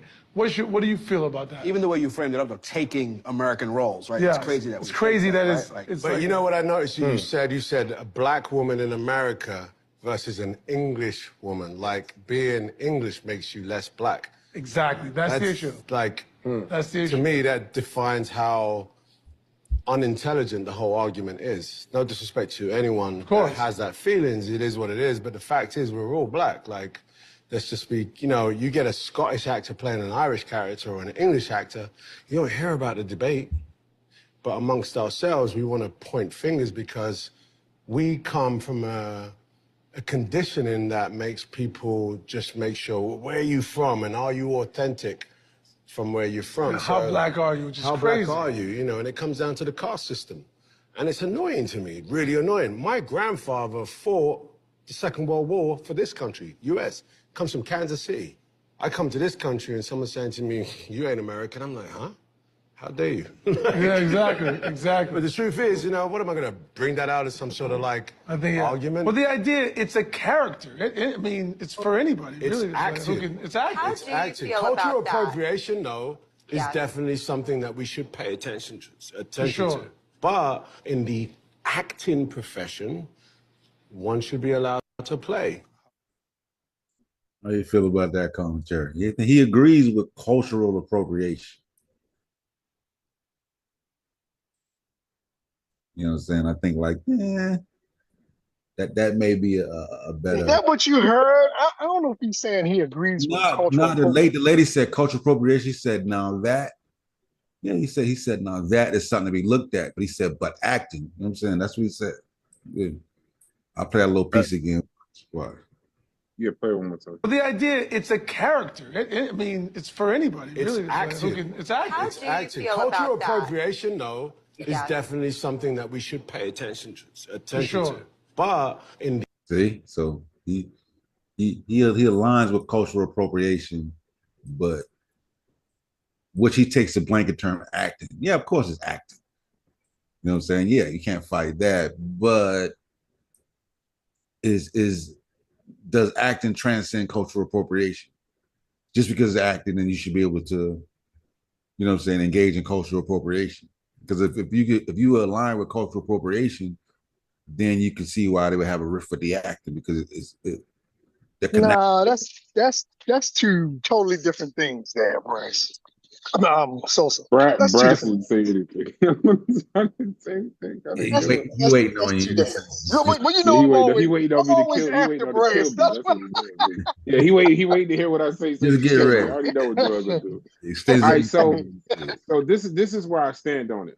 While I was furious, right, and while I was upset, I also respect the business, and I understand why a director, producer would want a British actor in some of these roles, right? Because it's not just Black Americans. I mean, the head of House was the lead actor at House. It's all over with British actors. There's a stigma with British actors that they are more serious about their profession because they're more Broadway trained and more play trained. There's a stigma. So I went and looked at this already. I had this conversation with somebody else, and the directors and the producers are the people that determine it. It's not always the actors. So what they do is they want an empty cup. They don't want, per se, they don't want a kid from Baltimore or a Black American that already knows what drug dealers act like, been around drug dealers, seen it, this, that, and the other. I think for a director, it's probably easier. They probably look at him more like an empty cup, where you're taking this British guy and now you're telling him, I know David Chase did The Wire. You're telling him, that's what he said about Stringer Bell. I wanted somebody completely, even John Singleton with Snowfall, they wanted somebody completely ignorant to the culture so they could build them up as an empty cup into the character. And then now they have this person out here doing it. Now it makes us furious because we know how hard it is for Black people to get roles and this, that, and the other. But directors and actors and producers want the actor to do what, unless you're Denzel or something like that, but for the most part, they just want you to do what they're telling you to do. This is what I envision. You should find the conversation between Jamie Foxx and Quentin Tarantino about Django, and you'll get a better idea of what I'm saying. He kind of told Jamie Foxx, throw out all of that stuff and just do exactly what I'm telling you to do. And then Django did it. Now, here's the problem, Sosa, as furious as we are in closing. As mad as it may make you, Stringer was a great character. Fred Hampton was a great character. Snowfall was a great character. Django was a great character. So apparently it must be working. I'm just more frustrated for the Black American actors because I know how hard it is for them to get roles anyway. House. Think about House. House is a great TV show. I don't think anybody else could have played House, and that guy's British. Yeah, but you hit on what we're touching upon, though. It's like, because what you're saying is that, oh, I thought he was Black, right? That's kind of what you're saying. Even though, right, in the African American sense, right? African American Black, I thought he was one of us. That's really what you're saying. He ain't us. You see what I'm saying? No. I mean, yeah. It's that Black American thing. The same way they don't like us. I don't think we don't like UK. I don't know what you call them, English black people. I don't know whatever you call black people. They're just supposed to call them black, right? That's the anger. But I mean, we're African American. They're born in the UK. They'd have to be something else. But what I would say is this: we don't hate them. We just don't know them. So when we see a black person playing Stringer Bell, you're like, oh man, he killing it. And then when he gets off the set and he's talking about bloke and all this other stuff, you're like, what in the hell? What are you? But you know how how I met Stringer Bell? I met Stringer Bell. I found out he was British because he DJ'd a friend of mine's wedding ceremony. And he started talking and I was like, what? And that's what if you deal with Idris Elba, everything about him is African American. I swear to you, bro. If you sit around him, he just has a different language. But he's a great DJ. Shouts to him. Yeah, I heard that. She's like, yeah, because I saw his thing that he was actually a DJ, which was crazy. Yeah, and he's good. He's really good. He's good. It was impressive. I thought it was a big flex to have Stringer Bell DJ, but I thought he was just going up there to play around. He DJ'd the whole night, the entire night. A friend of mine from Black Rock in New York, he DJ'd the entire night. He was good too. Yeah. The DJ for real. American Dream, where you at? I know you got something interesting to say. Controversial or not. Joel. Do you see what Fetty said? Yeah. I've seen that too about they made that commentary about the nigga that played 12 Years a Slave. Yeah. It comes from that more Shakespearean, really fully trained black background. So yeah. They don't bring all the American stuff to the character. They're just if you were an actor or if you were a director or producer, you would probably want a UK actor versus an American actor. I don't need you to come in here with the drug dealer you saw in Jersey or Baltimore or Virginia or Atlanta. You got your preconceived ideas. Right? Exactly. I want you to just come in here. Like, how do you get you saw Franklin on Snowfall. He was perfect. But even if you could find the conversation that Franklin had, guess who taught him how to speak Californian type slang? Dub C from that group with Ice Cube. Right. I get it. So Brad, so you're saying that an African American who actually has experience with that culture can't tap in deeper? I ain't saying they can't. I said a director or I don't know, producer because Wesley Snipes killed Sugar Hill. But I didn't say we can't. missed the I'm gem. saying Maybe we missed the gem. You feel me? No, I'm not saying can't. I'm saying I've been around producers and directors when they are doing a show, like what you think is that character outside of the great ones, Pacino and Denzel and all of that, who put their flair on it, their walk. Frank Lucas on American Gangster is half Frank Lucas, half Denzel from all the other movies, right? But in a perfect situation, when they're building a project and they're figuring out, I'm trying to figure out who could be Ricky Ross in this time period in California. They would rather prefer somebody with no knowledge, and then they could just teach them. But here's a funny thing, Sosa, on a separate conversation. Sports does the same thing. Look at basketball. They would rather draft a French kid that's 19 years old, has no idea about all the hangups and this, that, and the other, than a kid who's been to college for 4 years. That's a little different. That's a little different. It's a little different. You can, it's getting a 19-year-old versus don't know nothing 2-year-old or 18-year-old that's already been playing professional since they were 15, 14. So it's like, you see what I'm saying? That's a different dynamic. It's similar, but now think about the UK actors. Yeah, think about the UK actors. They've been getting trained over there in Shakespeare, how to act, not how to play roles and this, that, and the other, just purely how to act. It's a lot stricter over there. Over there, these basketball players, they're professionals. Look at Luka. He was a professional at 14 years old. He doesn't come in with all what they would call quote unquote hip hop and flair and this, that, and the other. They just learn the fundamentals and they put them out there to play. When you get a kid like that, it's easier to mold them to what you want versus AAU culture, where now you got to kind of take away, you got to almost get them to forget. Think about that. You got to get a African American to forget who Frank Lucas was, forget who Ricky Ross was, forget who Fred Hampton was, versus somebody, this is who they were. I'm going to show you how to do it. Go do it. I understand why a director or producer would rather do it. I feel you. We got Uncle Miss Tiffany in the building. What's going on, Unc? What's going on, brothers? How y'all doing? What's happening? Good. Man, big up to the panel, man. I see you, Joe, Sosa. I see you, Brass. American Dream. Who else on here? Miss Tiffany. You see it's pulled up. What's going on?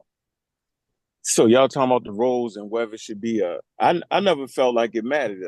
I mean, you just find the best actor. I mean, that's part of the whole thing. Is being able to act. So you could be a Russian with dark skin and play the role. Just cool on how good an actor you are, yo. So that I think that's just like a social thing right there. Yeah, I disagree with you, Brass, on the whole AAU thing. That I am understanding that because I coach AAU basketball, yo. It's a little different.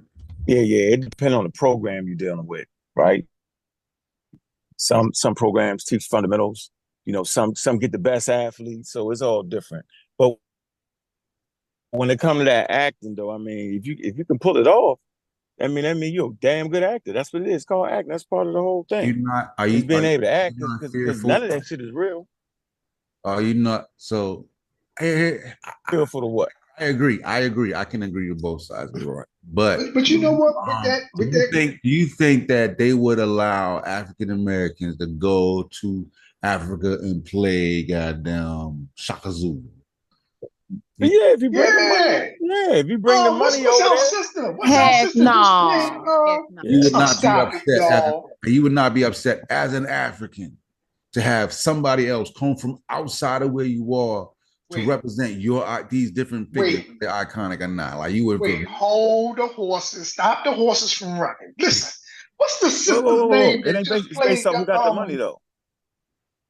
What's the sister's name that just played the she was the queen of the homie. Queen of the homie. Queen of Zinga. Yeah, that was an American movie, sir. It was American film house. He talking about going to Nigeria and going to a Nigerian film house, not about to cast no Black American to play one of the icons. I know, y'all slinging too much mud right now. No, I get what she's saying, but that's on them though. That's on them though. But that don't mean it's right or wrong, right? They don't even just make they wouldn't do it. Yeah, you need to make money off the movie. You don't get the best actor, but you can pigeonhole yourself. Yeah, but that Shakespearean, that's a bunch of bull. We didn't have all of that info. And okay, so I have a background in theater and acting, so I'm a little passionate about this piece because when you look at television prior to the influx of these Black folks from different the parts of the diaspora and whatnot, we was doing just fine.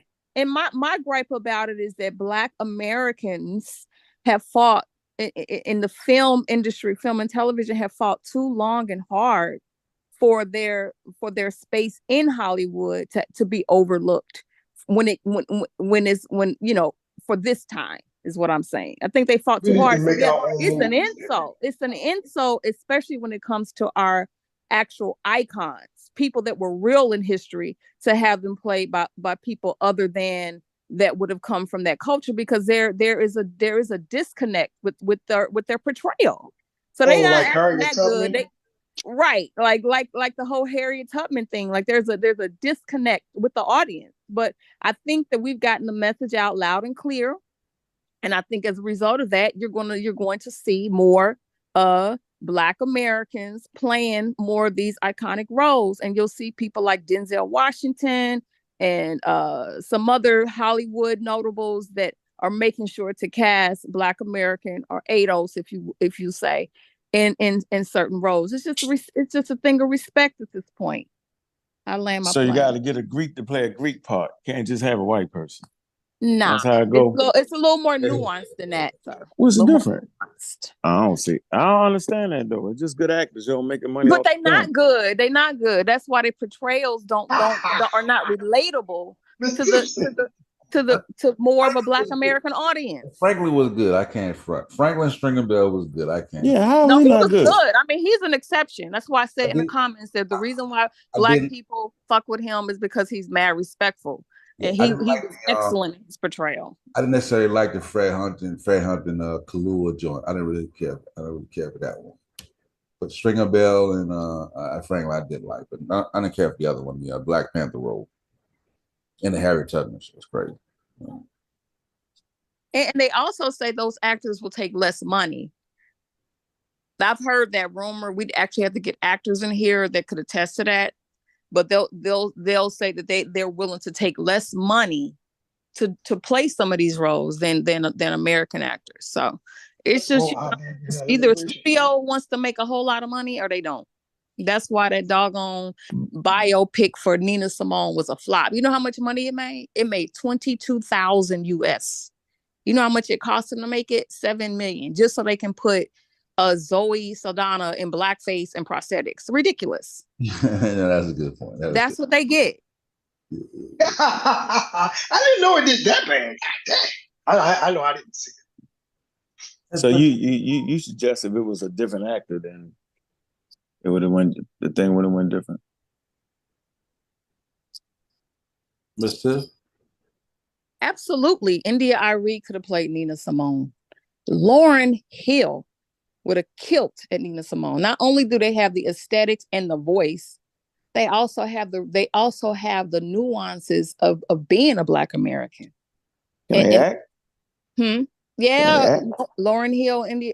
Yeah, they can act. Yeah, she was in I think Sister Act. Sister Act. Yeah, one of Sister Act. Yeah, she was a performing arts student. Yeah, that's hard to tell a person how to spend their money though. Well, but it's cool though. They the one who lost on that. They thought they was being slick. And now I'm just saying it will relate in the box office when people don't support.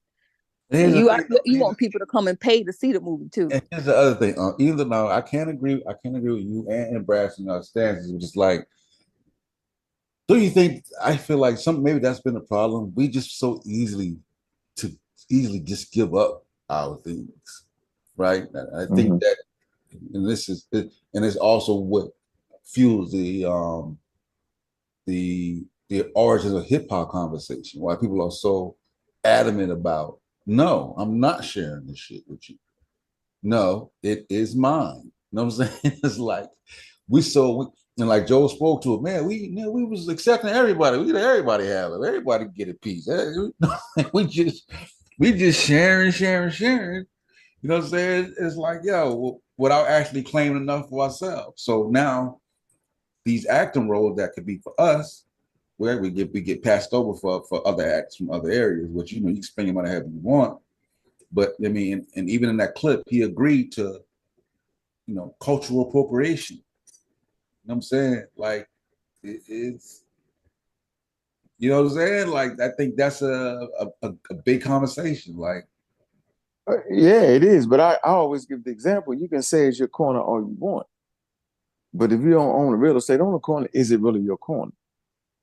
And that's the point. Is money talk, bullshit walk. It's resources to control this.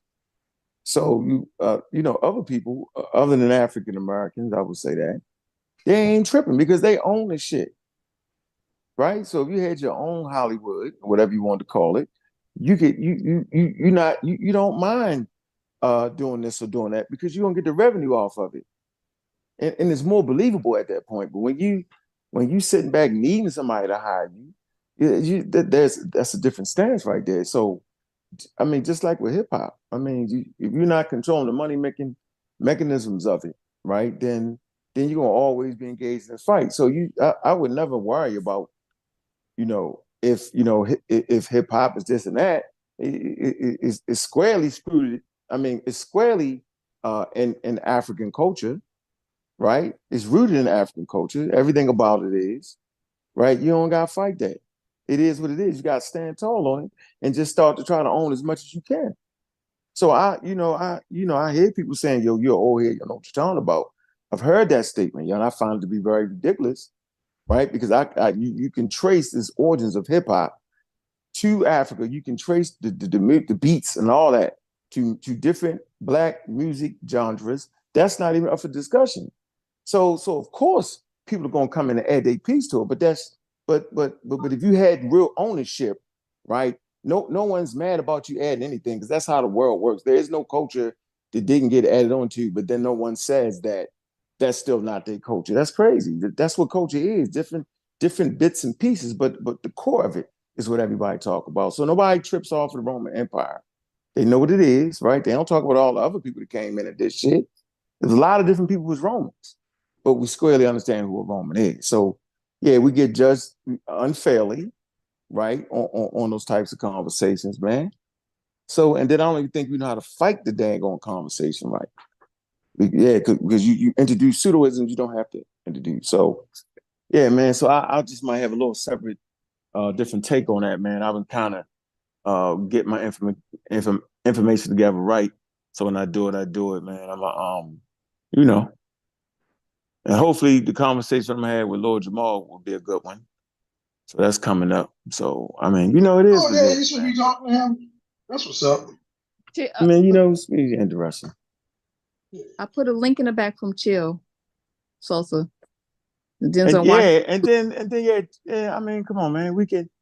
Come on, man. Yeah. We'll play. We'll play Denzel's take on it. Yeah, buddy. He's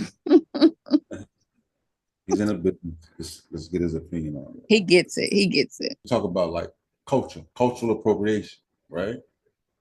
And I think preserving that culture for us, I think it's important. I ain't ready to let go. I ain't ready to let go of that fight yet. I think it's important. It is. We gotta make our own films. I mean, I'm not saying to not ever have UK playing African Americans, but it's just too damn much, bro. This is too much and for such prominent roles. Like Stringer Bell playing a drug dealing, okay, yeah. But nigga, Huey Newton or something like that, like my nigga. Like exactly. Let me get who made that film? Was that film made by us? Yeah. Let me get that, bro. Was that a FUBU film? Was that a FUBU film for us by us? I don't. Which one? Snowfall was. Fred Hampton joint. I don't think it. I don't know. I don't think so. Gotta go back and look. So we gotta make our own films. Is what we pretty much saying. I'm saying that's why I was saying people like Denzel, they're realizing the issue, so they're making up for some of that deficit. He owns the whole August Wilson catalog, and he's already done. They're not major pictures, but they're on Netflix. He did Fences, and he also did Ma Rainey. Really good. Fences was really good. Yeah, Fences. I like Fences. Ma Rainey. Ma Rainey's I think it's Ma Rainey's Black Bottom. Ma Rainey's. It was with her. It was with them, and was one of Chadwick's last appearances. So that's something that Denzel is contributing to, to the space. Yeah, here's my thing. Like you said, like you can have, Omar from Hawaii, okay, you get that. But Malcolm X, hey bro, let me get that, bro.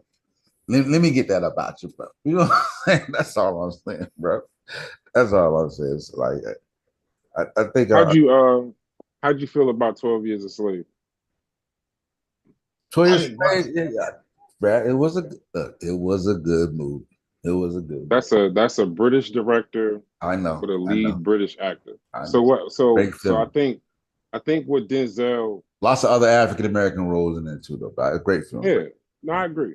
But I think with Denzel, I don't think Denzel was really talking about race, in my opinion. I think it was more like culture, but I also think Denzel's big enough to have that conversation now. I don't think a young Denzel trying to get on. That's why I keep separating Denzel when we had this conversation, because Denzel is not for nothing. He doesn't fall under the same,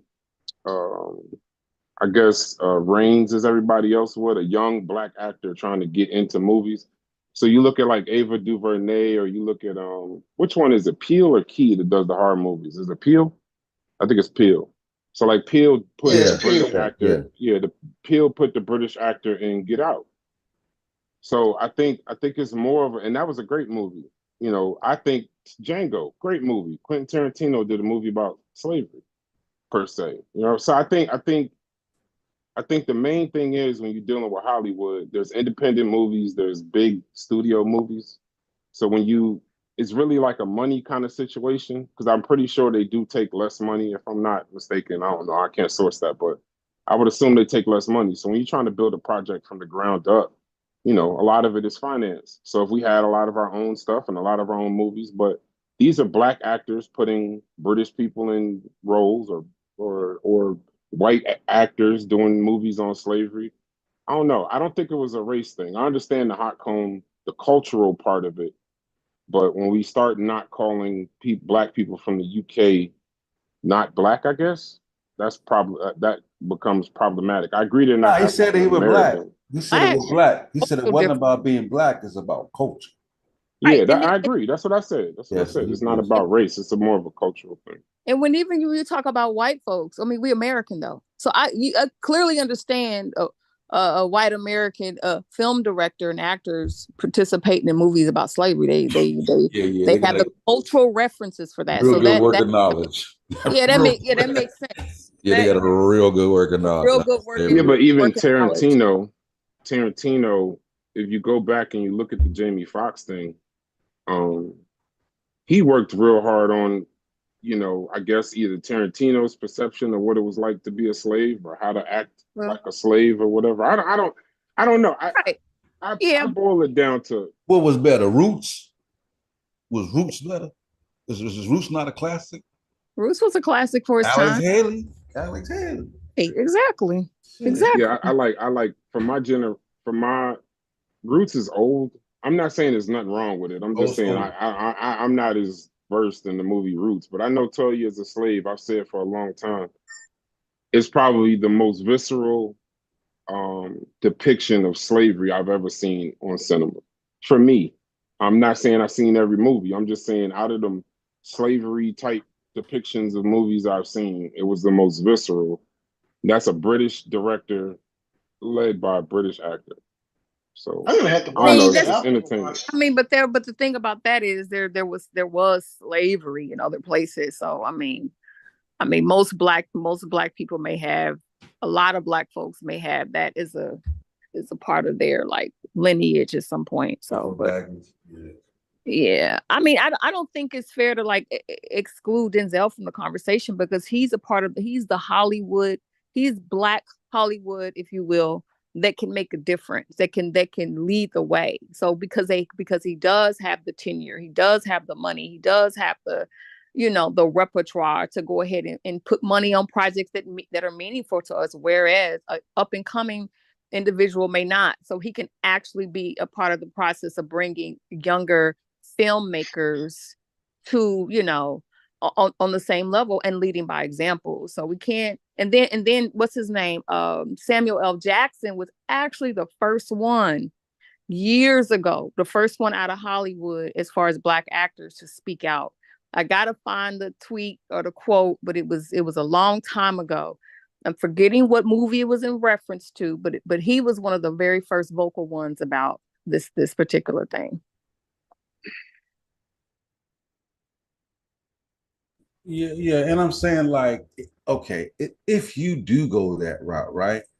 And like I said, I'm trying not to put too big of a voice on what people are saying from the UK, but it's like, damn, at least get your mans, bro. Like, we can't have people saying African Americans don't have a culture and all that type of nonsense. You know what I'm saying? Like, it's like, I kind of describe it like, you know, African Americans have this love-hate relationship with the other quote unquote Black people around the globe, right? They love us, they hate us.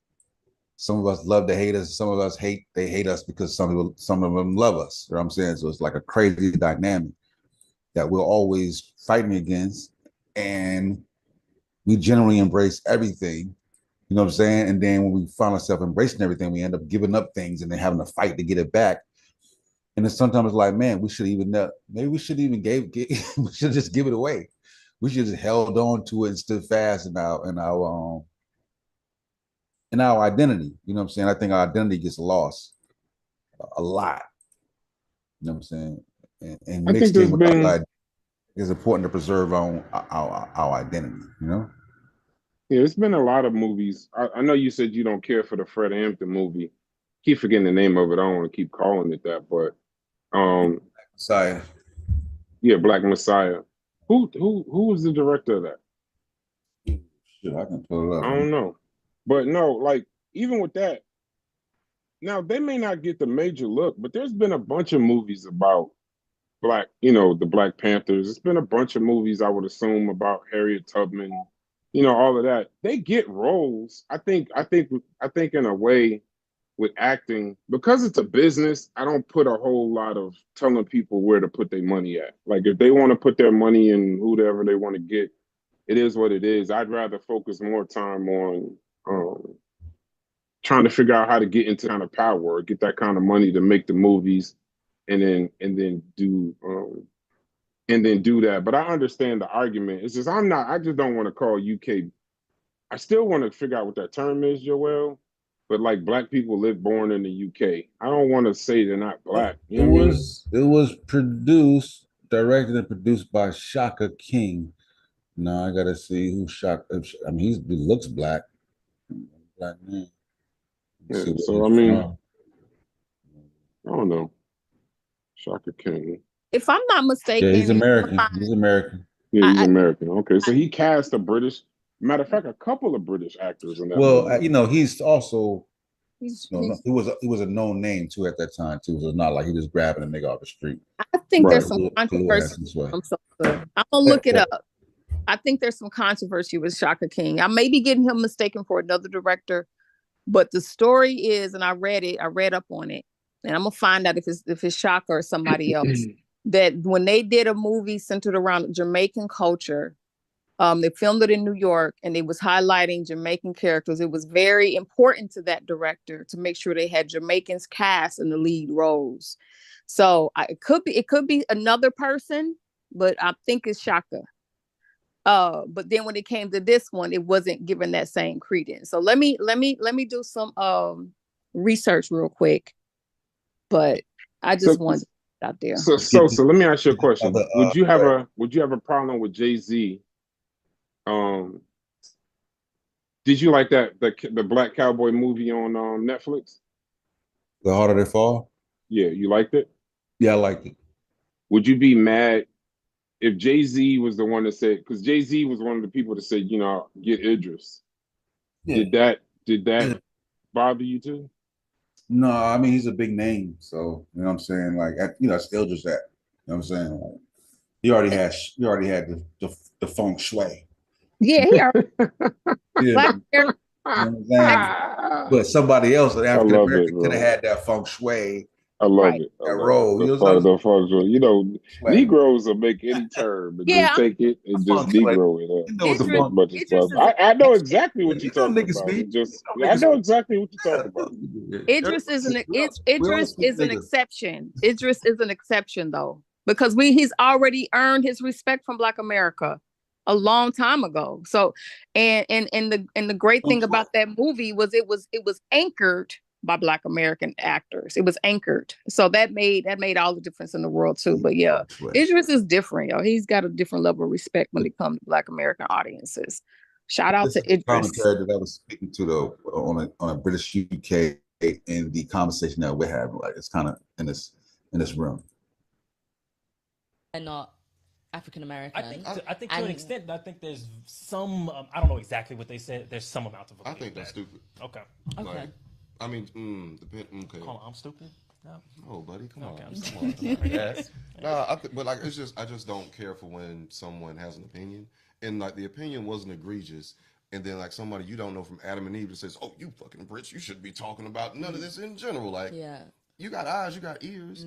If it's not egregious, if you're coming from a place of hate, just being nasty, why do you care? Like, isn't it fair though to say that sometimes a person you're not allowed to form an opinion, but if you come from a totally different culture or a totally different context, it's easy for an outside person who's from that context to be like, hey, you're missing part of the story. So your opinion is missing. So it's like okay, but okay, because cool. maybe you're not from Right. So based on that same lens, though, Brass, right? How do you when we also engage in this conversation about redlining, ADOS, should Black people fight for reparations? How do you feel about other Blacks from outside of America weighing in on those type of issues and how we I think, should they weigh in? You mean? Yeah. Should they? Yeah, of course they should weigh in. I mean, listen, this isn't like, I don't know what it was like way back in the day, but with social media, people feel a lot more connected to things. They were writing about George Floyd in the UK. So I mean, they have opinions and they feel, because I mean, I'm pretty sure I think Idris was saying in that other clip you played, it's kind of ludicrous when they try to make him not Black. Like they try to say he's British, right? So he should be able to have. It's an echo.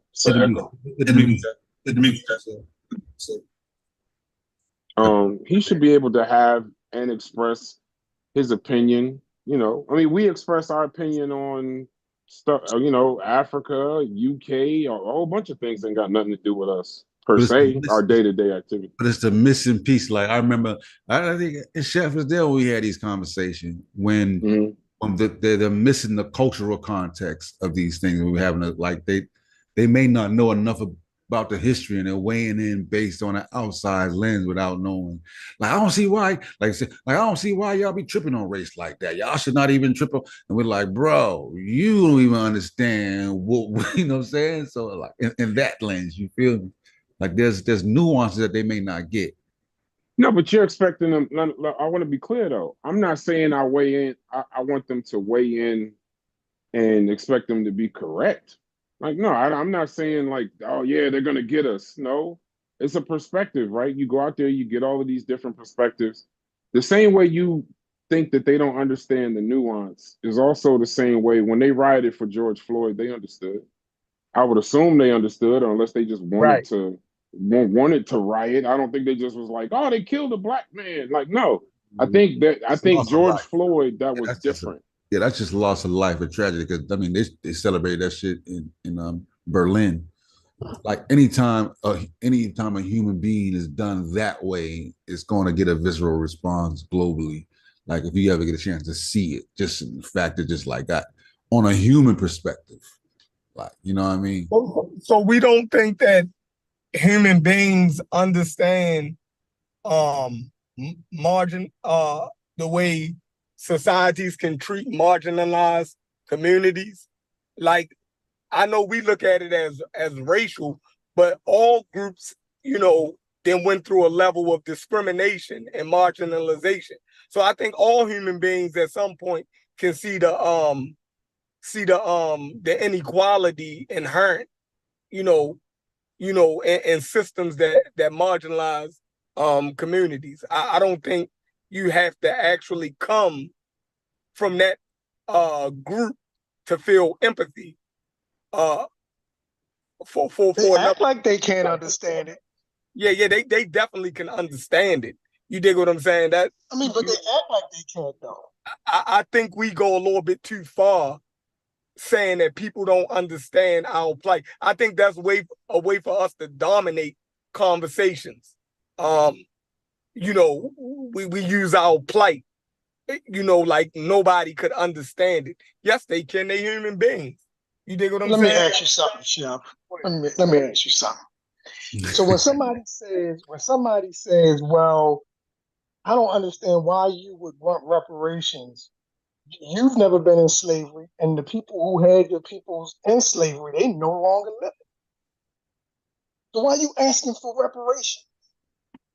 I think people who doing that is just being assholes.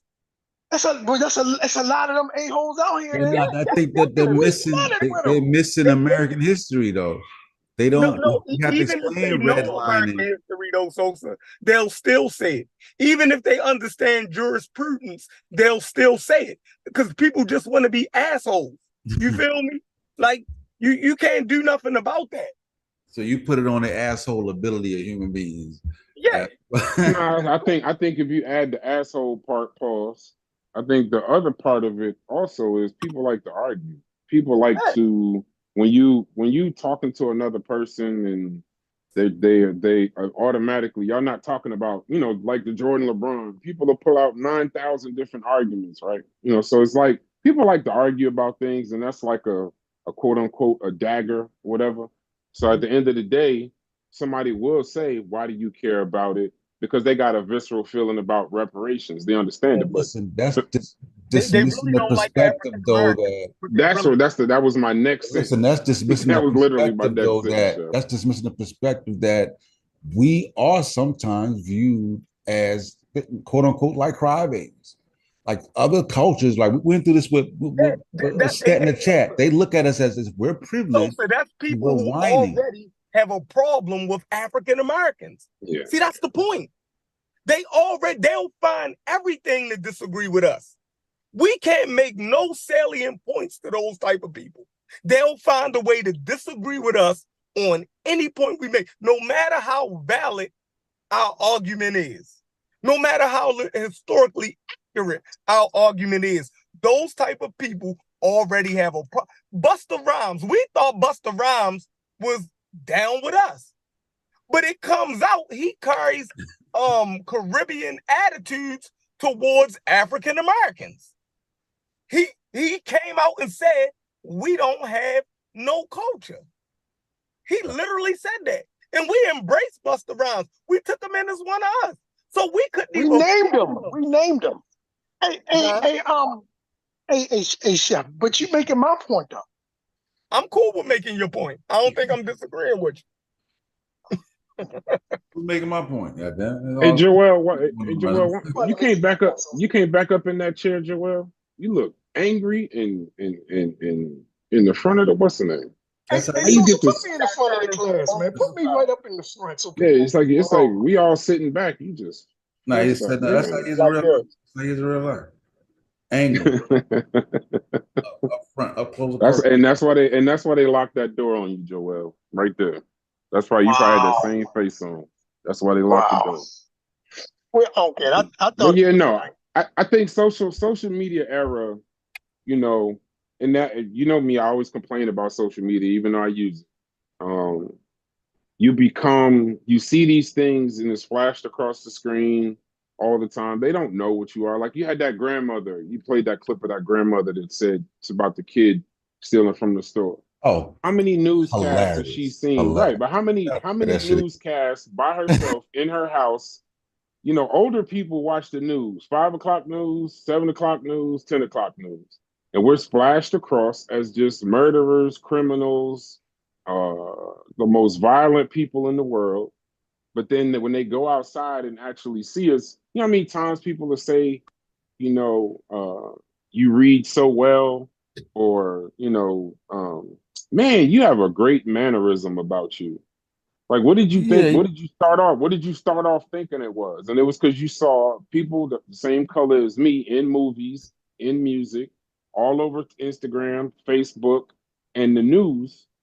That, you know, you would almost think that we're criminals, and it's just not the case. Yeah, I start off saying that I don't want to take these clips and place that mindset on the UK or in Africa in general, just because you're African say it.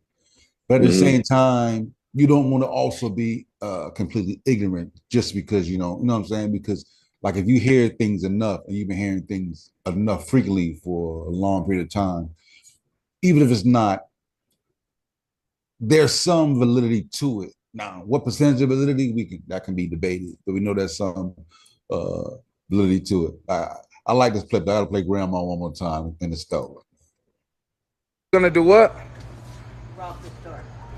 You asked us, was we gonna rob the store? Why? Aren't you gonna do it now? What, rob the I store? just wanted you to wait until I got my stuff so I wouldn't have to the other. No, Wait, now let me ask you a question. Let me ask you a question. With all of her heart, first off, let's not assume that she's got all her faculties. She's a little older. So let's just say maybe scrapping the fact that she may have some onset of some things coming on and messing with her mind. let's be 100%. I'm gonna ask you a question. Do you believe that in her mind, when she looked at that black man, oh, I like with grandma, every bro. part of her soul, hold on, no, with every part of her soul, the first thing she could see, she really thought that he was probably gonna rob that store. Like not even being racist or whatever. She No, thought but he was that could going to rob also that be store. on race. We can't just say not. That No, could. I'm not saying. I know that. I'm saying in her mind, let's say even if she isn't racist, I don't want to get into what I don't know. But what I did see in her eyes and what she was saying, she truly believed that he was going to rob that store. Oh, Now, I don't know if it's because he no. was black or whatever. She thought he was going to rob that store. Yeah, she was But what I'm saying. saying is that mindset, that point of view from her is more along the lines of what she's seen, previously with the just how we're portrayed in the news and all of that. They think we're savages. That's why you get things like, damn, you read really well. Somebody told me that yesterday. And that read really well, bro. I was so offended. And that goes out to everyone, not just white folk. That goes out to the UK. That goes out to the continental Africans. So, but what I'm saying is that there is validity to when that shit comes back. You know what I'm saying? Because we've heard people from the continent, from other areas say, yeah, just from dealing with Africans personally, they tell them stay away from African Americans. Like I know that's a thing. Like I don't even gotta act like it's not a thing. It's a thing. Like we are frowned upon. I don't know the percentages, but amongst a lot of African communities at large, for sure.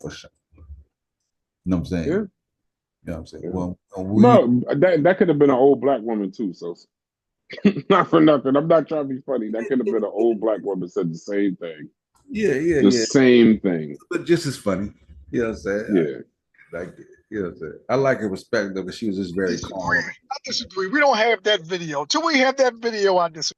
Nah, that could have been. I agree. I've been around my grandmother. My grandmother has said the same. Bro, we've been in cookouts where she's like, all right, well, it's time to, time to hang up. Time to go. Because the mood starts changing. Older black people just ain't got, somebody put in the chat, they ain't got no time to be messing around. She just want her groceries. She just trying to get home. That's that, bro. So yeah, I don't know. agree.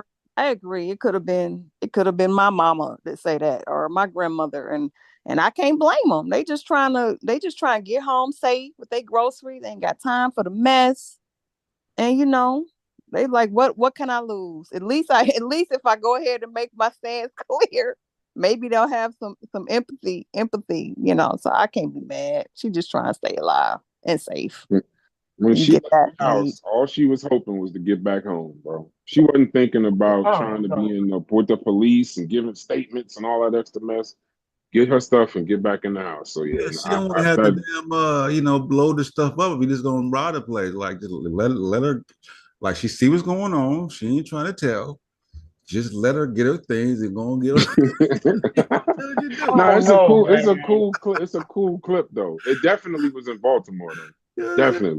I don't know if that was a Baltimore store, but I'm sure that was a store in Baltimore. I gotta disagree with y'all, man. Yeah, Under Armour shoes on. I bet you he had on Under Armour. That's what it was. He had on a full Under Armour tracksuit. All right, so a grandma and B Moore, she would have had more empathy, and she would have scolded them and disciplined them. She wouldn't have came across like that. She'd be like, "What you doing, young man? You better not do nothing wrong. I'm watching you. You Joel, that lady was just fine. She ain't do nothing wrong." Yeah, she did it perfectly. I agree. But Joel, I don't know about you, about these new kids, these new generation of children. These new generation of children don't have the respect for elders that the other generations did.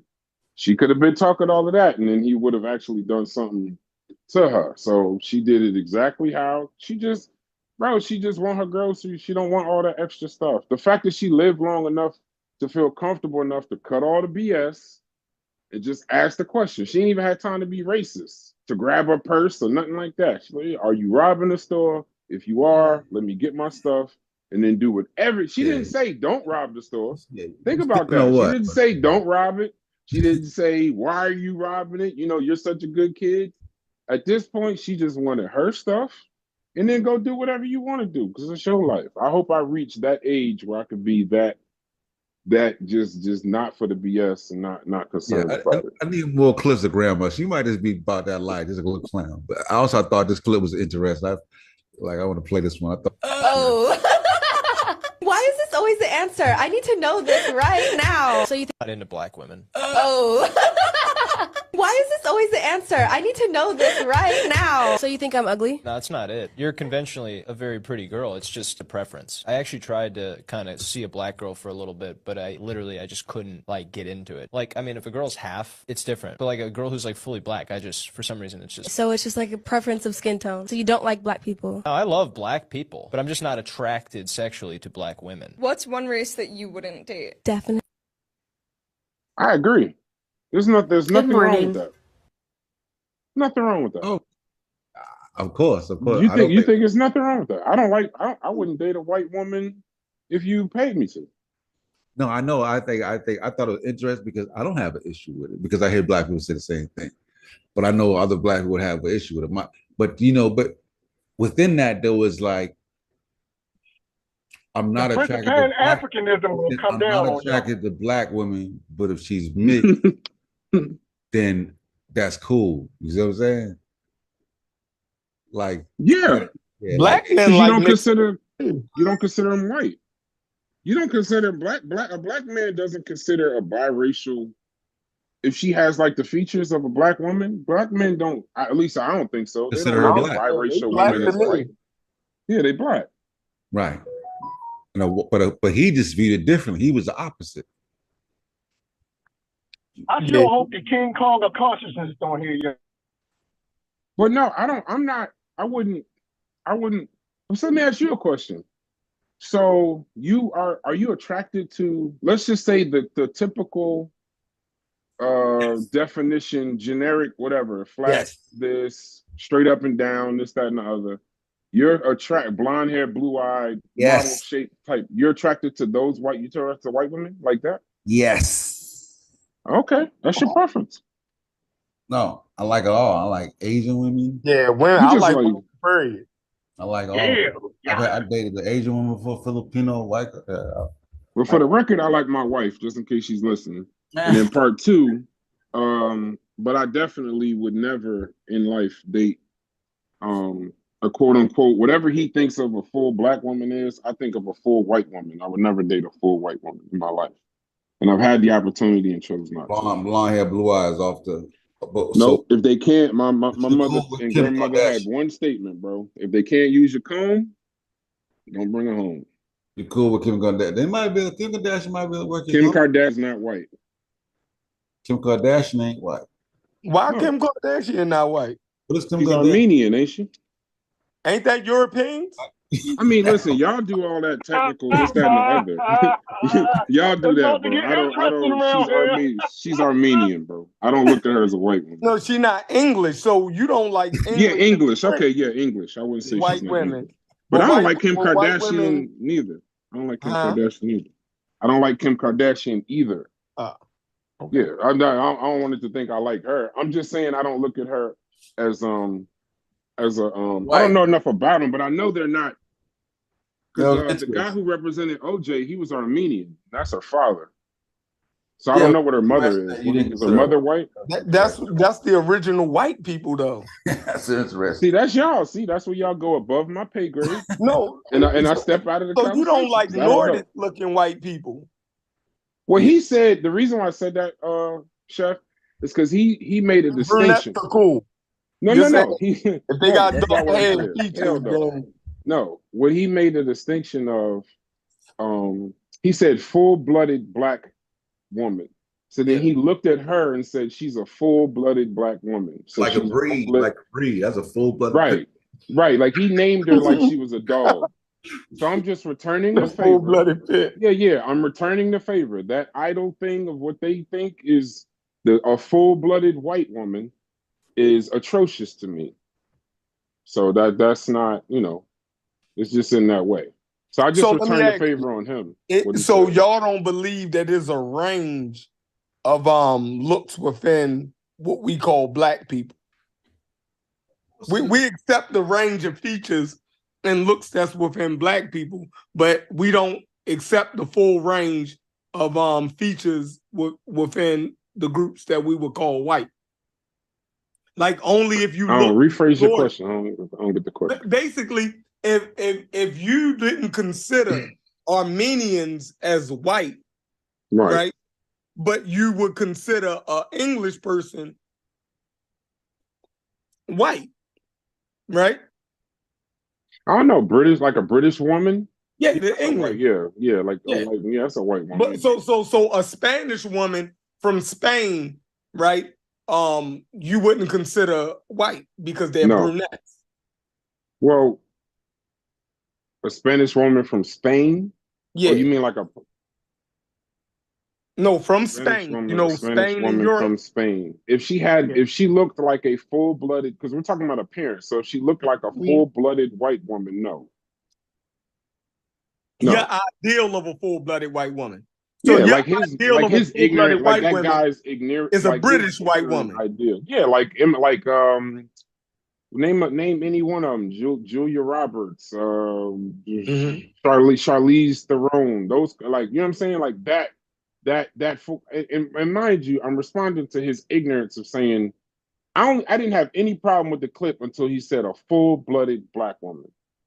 I get the feel that that's like a dog kind of thing coming from a white person. So it ain't. he would date like a biracial white. If he said that. He said that exactly. So he has a problem with full-blooded black people.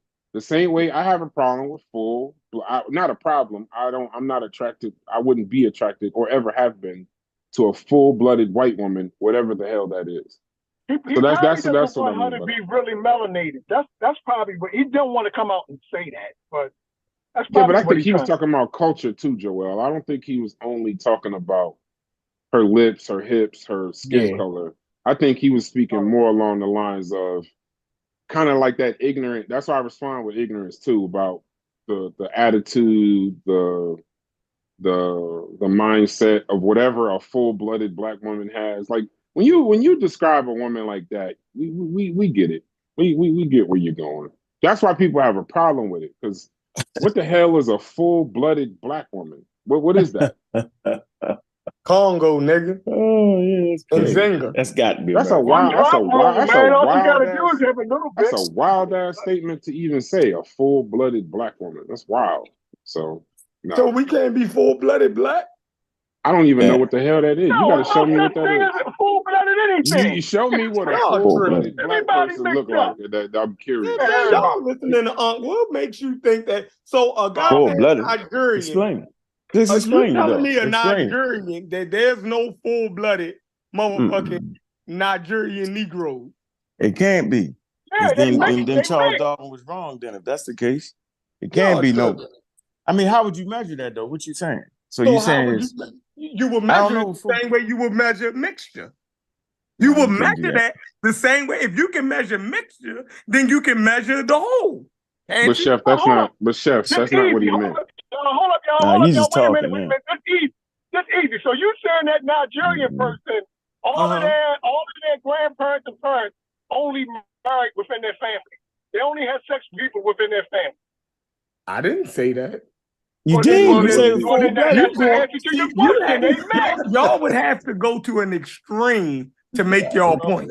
No, but you're missing. You're talking about marrying within their family members. You see what type of extreme you had to go to? No, but you're going technical. You're going technical. When I said I said for a white man to look at a dark-skinned black woman and say, I'll date a biracial woman, and then look at her and say, I won't date a full-blooded black woman. I'm not talking about Ancestry.com. That's some ignorant shit to say. So he doesn't. It ain't just her color. It ain't even just her percentage of blood. He don't want the attitude, the what comes with it. He don't want none of that. And then he said, I tried it. See how ignorant. Like, I tried it. It just didn't work out. And it didn't work out because she was a full-blooded black woman in your eyes. Full-blooded. So y'all talking about something else. I'm not looking at percentages. That was Who said it? I think that, but you wouldn't. But you can't play it again. So she's thinking that the biracial would give you more of a European type more attitude. I guess. No, it's and also his friends. White people, I would assume, have the same pressures that we would have when our parents say don't bring a white woman home as far as for a date. They have the same pressures. So if you take a biracial black woman, somehow I guess that's more accepting to them. Like the girl that's questioning him probably has more acceptance than if you bring her home, the one he's talking to. Just play the clip again. But he said, "I'm not attracted to you." I'll play real quick. But that, you know, that's coming from the South when they was breeding African Americans, when they started saying the full-blooded. That's like the one drop rule and all that shit. So we shouldn't confuse the two, yo. It's two separate. One is socially constructed. I'm not into black women. Oh. Why is this always the answer? I need to know this right now. So you think I'm ugly? No, that's not it. You're conventionally a very pretty girl. It's just a preference. I actually tried to kind of see a black girl for a little bit, but I just couldn't like get into it. Like, I mean, if a girl's half, it's different. But like a girl who's like fully black, for some reason, it's just. So it's just like a preference of skin tone. So you don't like black people? No, I love black people, but I'm just not attracted sexually to black women. What's one? You see what I'm saying? Right. See, you see how you said, well, if she like, was, you know, it'd be okay if you were like half. like, okay, Because that he half sees- black woman is still black. because he sees the aesthetics as it's the aesthetics he's talking about. He's talking about a look. Like I'm not like when I say I'm not sexually attracted to a particular type, that means a look. See what I'm saying? No, I'm not mad at him. Think about I'm how not she mad at acts. him. You could date who you want. I'm you- not mad at him. I'm not mad at him at all. It's just somehow I get the feeling like he thinks that half black people aren't black people either. Also, like the girl that was questioning him, I think was half black. Is biracial. I think the girl that was questioning him, I think, is what he would date versus the dark skinned girl, but they're both black. Because the aesthetics looks more white. Okay, and I don't blame him. He had preference in Yeah, relationship is your business. That's your business. He can do what he want to do. Yeah, he said that right. He kind of said that wrong though. So the way he said it, he had that racial overtone to it. Right? Yeah. You get it? Because you could just be a light-skinned black. So he like light skin. You should just say I like lighter complected women. That's how you say that. Because you said it. If you was half, I'm attracted to you. So basically what you're saying is you prefer people that are more closely to your skin color. That's what you should have said. But the racial shit was a half black. Get the fuck out of here. You sound wild. He said Them two girls in that table was black women. He said so the he could just say we say it sometimes. Not we. I don't because I'm not there. But you know, like yeah, you like them all. I'm not attracted to white men. I don't give a damn what they look, how pretty. You know what I'm saying? And I think that's what he's. Yeah, but no, but that ain't the same, Sosa. So that's not the same. If I just say, a fine woman is a fine woman. I don't like white. You women, got to be, but I prefer crazy. A white woman from Spain. Like that don't make. I don't like full blooded white women. Right? I just like half blooded white women. That shit don't even make sense. So. Here's I why. don't think attractive women of all fucking races. Here's why it's crazy. What is a half blooded white woman? No, but listen, here's why it's crazy. Here's why it's crazy, right? Because within the African American's perspective, it's not like every African American woman had the traditional junk in the trunk, right? Their shapes. Sometimes they have shape like a white woman, or they have shape like an Asian woman. You know what I'm saying, and you find those black women just as attractive. But when I see a black woman with no ass, I don't say she's a half-blooded. But what are we talking about right now? If I look at a white woman if I look at a black woman that got a white woman, so you only date black women curvature or whatever. So you but that's no. But listen, I'm going back to what you just said. If you have a preference, like say if you see two black women standing next to each other, one is very curvy, you know, more that aesthetic, and the other one has more like a model aesthetic, right? They're both black women, right? I'm not gonna tell the one that's more shaped European per se, like a model, Naomi Campbell or something. I'm not gonna say I'm not really into you because you're like a half black. But this one over here, this is like a full-blooded black. Like that's my problem is what he said, not not that. It's not that. Like there is no such thing as like you'd have to tell me what a full-blooded white person. No, I'm saying, but the issue is that it's white. It's skin. Like we can't. That's what I'm saying. Well, but that's why I agree. Where you just say that then. I don't like dark-skinned women. black or otherwise. I don't want to date a dark skinned woman. If I date a black woman, I want her to be light skinned. Say that. Don't say if I date a black woman, she got to be like a half blood. Yeah, because you know that don't make no. He's trying to not offend. You know what I'm saying? Well, he should try harder, man. To tell you the truth at the same time. You know what I think is worse? That the half-blooded black woman that he described that was asking him the question didn't take no offense when he said that. None. Took no offense. Yeah, but none at all. I got the clip. Probably was like I only got that clip. I don't know what else happened after that. Yeah, she took no offense. She's used to it. She know. I mean, you know what's funny? Because she probably prefers a full-blooded white man to a half-blooded black man. She probably prefers. So she probably on the same page. I can't hear Joe. What Joe said? I can't. You say Joe? Joel back on that Walkman again. Oh. Yes.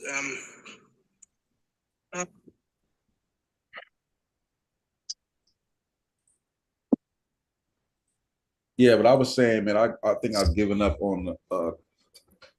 I think I'm with John Henry Clark. Like I'm abandoning black and just nipping in the bud with a African American or American African. I'm thinking I'm all black, man.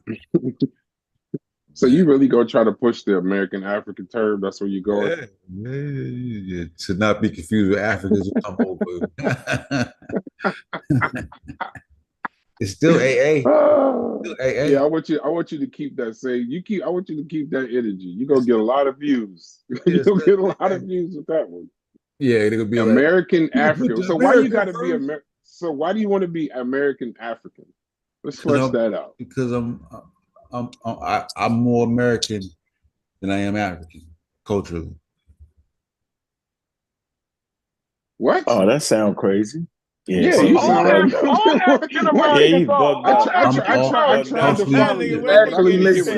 No, that's facts. That's facts. I think you're saying something y'all are that tripping. ain't connecting. No, I think you're saying something wrong that's not I'm with Sosa. Hold the line, Sosa. Y'all tripping, bro. Y'all tripping. Yeah, y'all made that up. We are more American culturally. We are more. Yeah, we are more American No culturally. We are African, bro. Y'all are tripping. No, you think that we're more American than we are African? Yeah, that's it. Yeah, we are that. Yeah, we that. Yeah, no, I agree with you there, but we are way more. So then, what y'all disagreeing African about? American, No, because African American is a culture, right? You'd agree? Yeah, that's a culture. African American. So if African American is a culture, hold on, no, that's a culture, nigga. No, that's a culture. That's a culture. It's an ethnicity. African American. It's an ethnicity. It's an ethnicity. Chef just want to start a fight. Don't listen. So listen, but y'all just disagree with. No, hold on, but we gotta clear it up because y'all they disagree. tripping. So when I said we are more American culture than Africa, y'all got crazy on me. No, because you're going straight to Africa. No, but you're going straight to Africa. But to me, you're skipping the African American part. So let's say you want to call yourself an American African, but you're more culturally. I'm gonna. Yeah, I ain't hard stands on it, bro. I can be backed off it now. I know, but let me just say this: you're more African American. You're more African American than you are American. Like African American by itself. Let's say you left it and you created something new, American African. On this continent, you're more African American than you are American. Way more African American than you are American. Your food, your music, your dress, your attitude. The African is just the distinction between the American. Like if you pull up Beyonce and these different people now, you have such the ability to create conversation. Right. This is wild. Go ahead. If you pull up like Beyonce, right? Yeah. Oftentimes they won't even tell you she's African American. In America, they don't do that. They'll say American singer. You know what I'm saying? What? I don't know about that, but yeah, you can figure that out. I don't know because I heard them call her black. I heard them call her African American. I ain't never really heard them say American pop star. They say American. Maybe sometimes, but the majority of the time they say black or African American. They don't say American pop star. They don't say that. They say she's a black look it up on her page. Look it up on her page. Americans reserved for white. We're gonna do it in real time. It's gonna say African American. They ain't even for the speak. Because that's the really ethnicity. Have the ability to create content. That's an ethnicity. Amazing. That's an ethnicity. So I think the fight back is when you say that. No, genetically, genetically, you're more African. Let's get that straight. So I think that's important. That biologically, you're more African. Biologically. Now, when we talk about ethnicity, I said culture. You're more okay. So, but I'm saying, but that's why we say we. Yeah, I mean that's why you say you African American, but African American is synonymous with Black American. Right. Like they synonymous with each other. Still say Black, huh? Right. You see what I mean when I say Beyonce, right? So I say Beyonce. Yeah, go to the Wikipedia page. Let's go to the Wikipedia page. Yeah, because Wikipedia's gonna be more specific. But you see how they got a label though, right? American singer, American singer, songwriter. American singer. No, that's somebody that wrote that on the Hill. The Hill wrote that. You got to go to her. Oh, you're trying to figure out what the average. You're trying to figure out what the average person's gonna say versus something literal. Wikipedia. You go to Wikipedia. Yeah, let's go to Wikipedia. Yeah. Beyonce is an American singer, songwriter, and businessman. I'm telling you, like I'm dead in the water. Yeah, you got me. Hey, I can't argue with that, man. I mean, I don't know what to say. It's wrong. The only thing I can say is they're incorrect. I don't know. Like I'm just saying, like okay, that's what they said. They're incorrect. Keep reading. Keep going. Keep going, though. Don't stop right there. Keep going. They gonna get this point. Yeah, they will keep digging down deeper and deeper. Yeah, and then they're gonna get specific. They'll get specific more and more. So let me ask you a question. At some point in that article, do they call her Black or African American? At some point in that Wikipedia page, do they say at any point? They just call her American the whole time. Yeah, African American right there. Wait. Okay, so they do say about her African-American. parents. Tina Louisiana Creole is African American. They talking about her parents. They call her parents African American. That's what we are. African American also singing. Keep going down. I just want to see. Do they call her African American anywhere in this thing? Why? The reason being is because, hold on, the reason being is because that would also say that she's Black, because if they had Taylor Swift up here, nowhere in the article will it say she was African American. But the first thing she is an American. Well, the first thing you are is from Baltimore, but you know. Look at your passport. Pull out your passport. Pull out your passport. Pull out your passport. Who got their passport available right now? I don't carry that. Actually, give me 1 second. I can get my passport. Yeah, I bet you it's an American passport. Yeah, African American / Black. So, what are you looking for on this passport? What did it say on there? African American / Black. I got my passport. Chef, you got a different license. Your license say something totally different, though, Chef. You got a license that nobody else got. No, I said passport. No, my my license. passport. Remember that license? I remember you said something was on your license. Oh, they got Black on it? Yeah, you That's got a my whole race. wild. Yeah. You got a whole wild ass license. Nobody got that shit. How do you have Black on your Right, he don't. Oh, He that's just made neither that here shit nor up. there. Oh, okay, I was about to say that's wild. On my passport card it says nationality USA. Mm-hmm. American. Yep. And it has my place of birth, Ohio. Yeah, you're American. Oh, dang. Okay. They say nationality what? USA. America. Nationality, United States of America. Yeah, That's what it United says. States. The name of our country is the United States of America. Yeah. Right, but they ain't give that's his nationality. Yeah. That's not his ethnicity.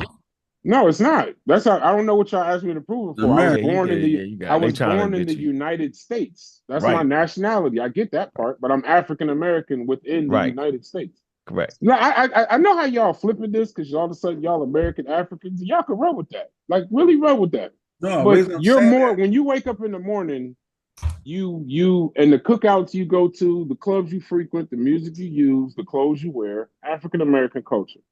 So you can be whatever you want. You culturally you're more African American, and the blood you're more African. So you're not more American than you are anything. Culturally, If you pull your blood right now, it's a much stronger African genealogy, whatever you now want they to call talking it. about And then in your talking culture, about you're blood. more It's African American. Now they done went down to your blood. No, but what I'm saying, no. But I'm saying Kodak Black. No. American rapper and Listen, singer. his last name is Black. Yeah, American rappers. Yeah, that's how they doing it.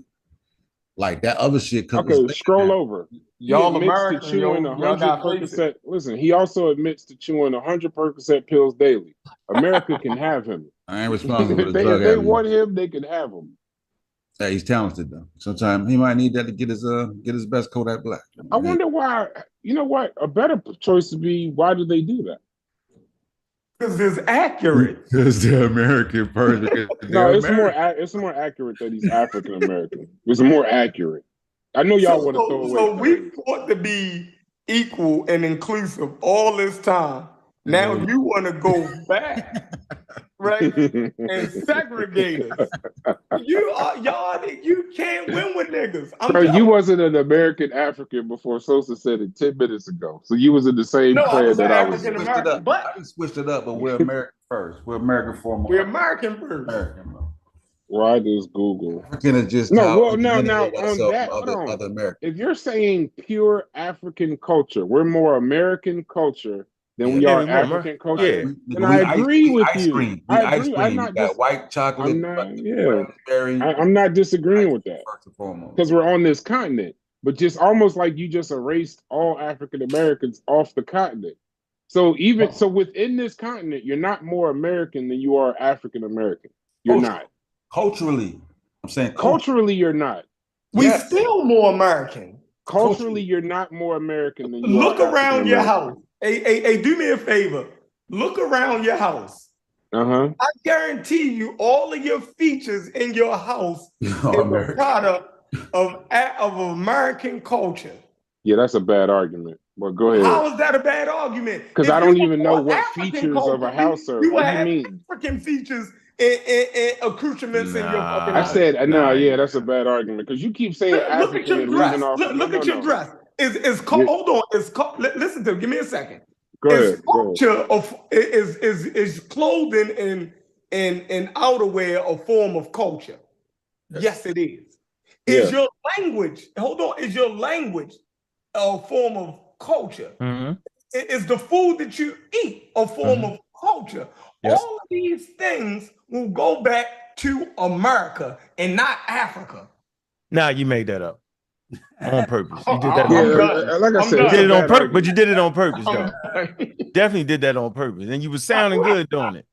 So I want to let me introduce this let me say this real quick. The reality is you can go into a white person house and you can go into an African American house, right? And you'll find some differences. The way they set up their living rooms, right, could be different. I said could be, right? The way they put their dishes in there could be different. The types of dishes they get could be different. It's just the way you package it is a little bit different. So you can wear jeans a certain way. The way, you know what I'm saying? Just like with hip hop culture is really African American culture, right? And the way you wear your clothes is different. And then you can take on some European styles, Armani suits. I like Armani suits. That's fine. But at the end of the day, bro, that there is something called African American culture or Black culture. No one denies that until this moment. Right. So then we would have to be part of it then. No, you know the point was it's American. The way that the same things that's in your house will be in a white American house. The same clothes that you wear on your back is the same clothes that white Americans wear. No, it's not true. Your shoes, white Americans wear. It's not true. American. You're not wearing nothing African, besides that around the way I wear it. It's the way I wear it. I don't care. You can wear it on your. No, that's important. No, you know that's important. No, so you can't take that away from it. It's the way you wear it. That's part of what make the culture. The way I wear my hat. I don't wear my shit like a white boy wear. Come on, yo. The white boy put the motherfucking thing. You be like, the fuck is that? The way you lay your cap on the side. Right. So African American and a white person go in the same store buy the same clothes. And that's not what. It's not the clothes. You're gonna wear yours. The way you wear it, I'm saying the way you wear it, yo, is a little different, yo. You know that. You ain't never seen a white boy put on the same. She be like, God damn, nigga. No, you will see young people wear their clothes a different type of way. That's an age group, No, that's a culture. Goddamn, it is, yo. It's even when you get older, yo. My father would not wear his hat turned to the back, yo. He will wear his cap forward because that's an age thing. I ain't never wore my motherfucking hat straight forward like a farmer. Listen. My The father farmer where is they not had gonna- different. Listen, my father is not going to cock his baseball cap all crazy on his goddamn head. my He's father gonna wear did. his hat the way it's Yeah, supposed no. to go on his head. Well, we're not saying DQ. everybody. My We're not saying father can everybody. wear the same jeans as me. He's not gonna sag his jeans off of his butt. He's Hold on. gonna I don't pull sag his my. jeans I don't sag my clothes. Right. So now you wearing your pants like white people then. I'm saying killing you yourself. gotta the way you About put that the same combination of different colors together, yo, is a little different, yo. You killing yourself, bro. This I'm whole not. You killing conversation yourself. I'm is just not wild trying as to hell. argue Crazy. through it. I mean, I thought you knew the color combination is gonna be a little bit different. So basically, you saying that hip hop is really white culture. So you gonna wear red No. I'm asking you a question. So hip hop is white culture. Huh? Hip hop is white culture. African American culture, but it's still, How can it be? Because he say African American culture is but really it's still white culture. American though. It's American also. No, but that's not the argument. The argument is so hip hop is really white culture. Let's just stick that in. No, Let's that's stick right there. American. It's American. Okay, so when I say how is it no, you saying it's American, Chef say it's African, but I'm sitting here arguing for African American culture and you beat me down. No, in you your mind talking about anyway. how somebody wear their clothes. But I'm saying no. I'm saying that's an age group. So bro. you saying that hip hop, where they get their clothes from, yo? Out the damn store, the same place white people get it from, or is it different? So white people wear their clothes. Young white people wear their clothes. I'm the thinking same about what we're thinking about. What It's we're an age thing. I promise you, yo. No, it's not. It's African American culture, yo. Or hip hop culture is really white boy culture. No, bro. So hip hop culture is young culture. So No. I'm asking you because you got plenty hip hop artists. Culture is young 40, 50, culture. 40. Yes. It is That's you. not true, yo. So what about the hip? you? No, that's the ones Yes, that it no. is. And no, that's the issue You old though. motherfuckers don't push hip hop no more. That's the issue though. No other genre does that though. That's when their artists get old, they go on their own tours and still have their same fans. You know what I'm saying? So the culture is the culture, yo. Ain't no age limit on the culture, bro. Ain't no age limit on R&B or fucking country music. No age limit on that. It's the culture. And yes, the younger artists, of course, they're gonna make the most because they're young, right? And that's what it is. New, we get it. But it's not an age limit on being. Jeff might have a slight point. He might have a slight Just point. let him keep on, y'all. DQ, what it is, bro? What's going on, man? These niggas trying to I'm fight just again. listening in, you know what I'm saying? Get his head so you won't get Listening fined. in, Yeah, taking notes. Starting my little file book. Yeah, kick though, crazy kid. Yo, what it do? What it do? What up, DQ? What's What's up, that? Brad? What's I know that? hip hop is white culture. Do you feel like we more American than we Puerto are Rican. culturally? Are we more American culturally than we are African? Yeah, I say so. About 400 years we've been over here, so yeah. Yeah. We done made it pop. Yeah, they faked you out, Kent. That wasn't That ain't a argument. Nobody actually argued that. Hey, that was a hell of a argument. setup, Sosa. Yeah, he set you up for that, Cited Kent. that, that He was set you up, yo. amazing. My word. I was gonna say that was Right Sosa there, word. bro. fire. The way you just did that, Yeah, that was was wild. amazing. That's all I'm Wow. gonna say, bro. That was amazing. That was wild. No, he So went wait. right to the point. So what's the He ain't real had question? Nah, time to y'all check made them they ain't on gonna all do the the argument. crazy They ain't gonna do arguments No. that y'all made. Woo. He went I right to heard- the point. Hey, I clicked That's on. tough. That's hey, I heard I just congratulate hip hop you. was That was white culture. amazing. Yeah, that's what Chef said. He said hip hop is really white culture. I never said that. No, he He not had saying to. that. No, hold on. If he Hip hop argued would with me have for to be. If we're yeah, more yeah. American, If you argue what I'm if- saying, yeah. you would have. If Yeah. you arguing against me, It has to it be. would have to be that. No, we wait talk a about minute. we talk about What- American. We're not even Jeff? talking about white and black. We talking about Nope. American. In order, Hold up. no, What I no. heard If from we are you, now white I'm not saying the that's white in the crazy, game. then hip hop is white culture. Yeah, got If you got to by say. that it. argument, hip Are hop. y'all saying, making I white can get you synonymous? off that shit quick. Are with y'all that. making We white? was saying American, y'all. He just threw white in Y'all there. making white synonymous with American? Like Yeah, y'all tripping. American. I'm got a not good saying example. that. Go ahead. Why y'all using I'm white? got not a good saying that. But go ahead. Remember when I think it was Lil Wayne that started wearing skinny leg jeans? Y'all remember that? You got Man, that None from of us Dipset. older I cats. don't know, but Yeah, it None wasn't of Got us. happening. that I from don't remember that. Dipset. It was in New I York. remember All right, Joe but no, Mason. let me finish. I remember Let me Joe. Yeah. I They was remember wearing Joe. they None wearing of us- little jeans none in of New us- York forever. None of us older cats would rock them skinny leg joints. but the younger kids would. Okay. And he wore them different than the European boys would wear them. He wore them different. That's what I thought. That's what I thought. But what I'm saying is that both of y'all have a strong point. How we both can have a strong point. Somebody got to be wrong. One thing he did was let me add this. Listen to me. Oh man, y'all crazy. Listen to me. The same, because what Chef is saying is that at some point, kind of do it a little. The young people, like in our culture, we keep reinventing everything. Like we just keep adding new flavor. And some of us older cats, we'd be like, I like rocking it like this, and so we won't switch.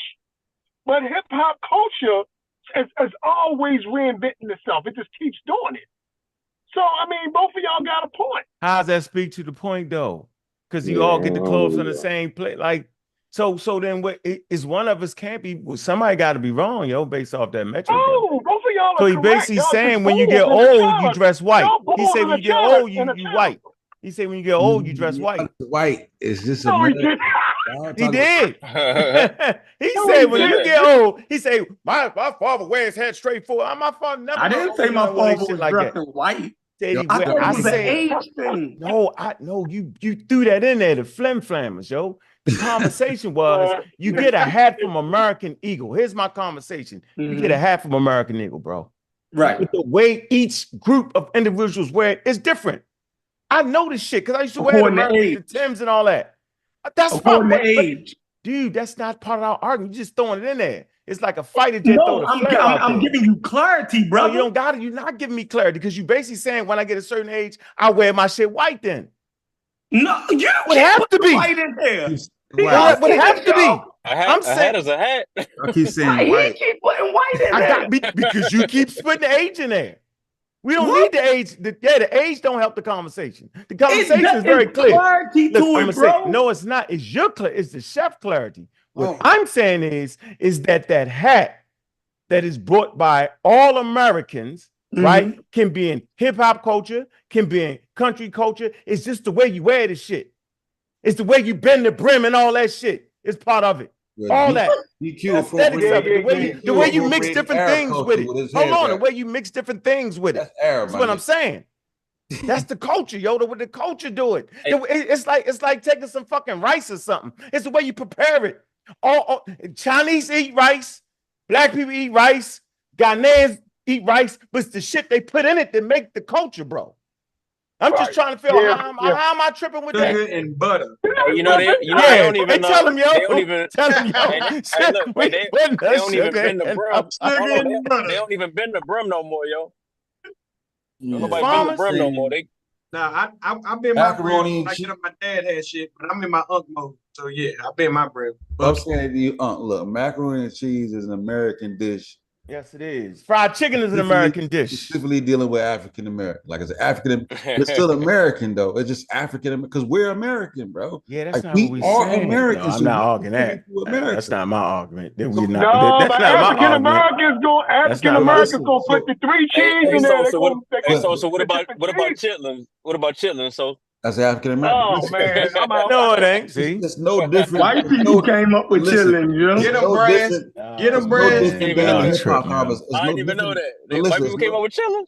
Yeah, the oldest cookbooks is, you know what I mean, in America. That's a white people recipe. Yeah, but listen, it's no different than the hip hop conversation, bro. Everything the hunter-gatherer shit. Everything that we contribute to this society is American. It is hunter-gatherer. They eat every part of the animal. Yeah, we contribute to Man, we talking African about American society. chillins, man. America. No, everybody eat And you chillins done around the went world. hunter gatherers. No, I said everybody eat chillins around and beat you up on that before, Chef. Everybody eat chillins, yo. Remember You that? talking about the American form No, of it, everybody bro. know. I'm saying all humans I don't eat eat no chillins, yo. Right, but Americans didn't get it from hunter gatherers, yo. Yeah, the hunter gatherers eat every part of the food, yo. They don't waste I'm about to search All that. humans got access to I'm saying, who eat chitlins worldwide? I'm at ChatGPT.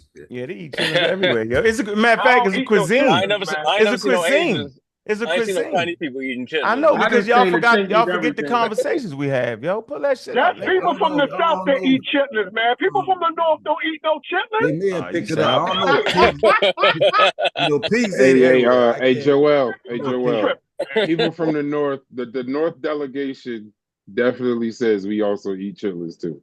The one thing we don't do, hey, Joel, I've never eaten shit like that before. No, the only thing we don't do. Chef, you ate chitlins? Fuck Chef, no. talk to me, Chef.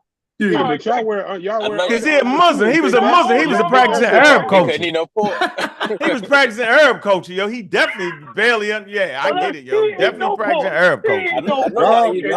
I'm a armor and call it hip hop culture. I know y'all eating pig's feet though. Yeah, I had some pig's feet 2 days ago. And guess where the wait. And guess where the pig's feet was from? They was Brazilian. It ain't a Negro thing.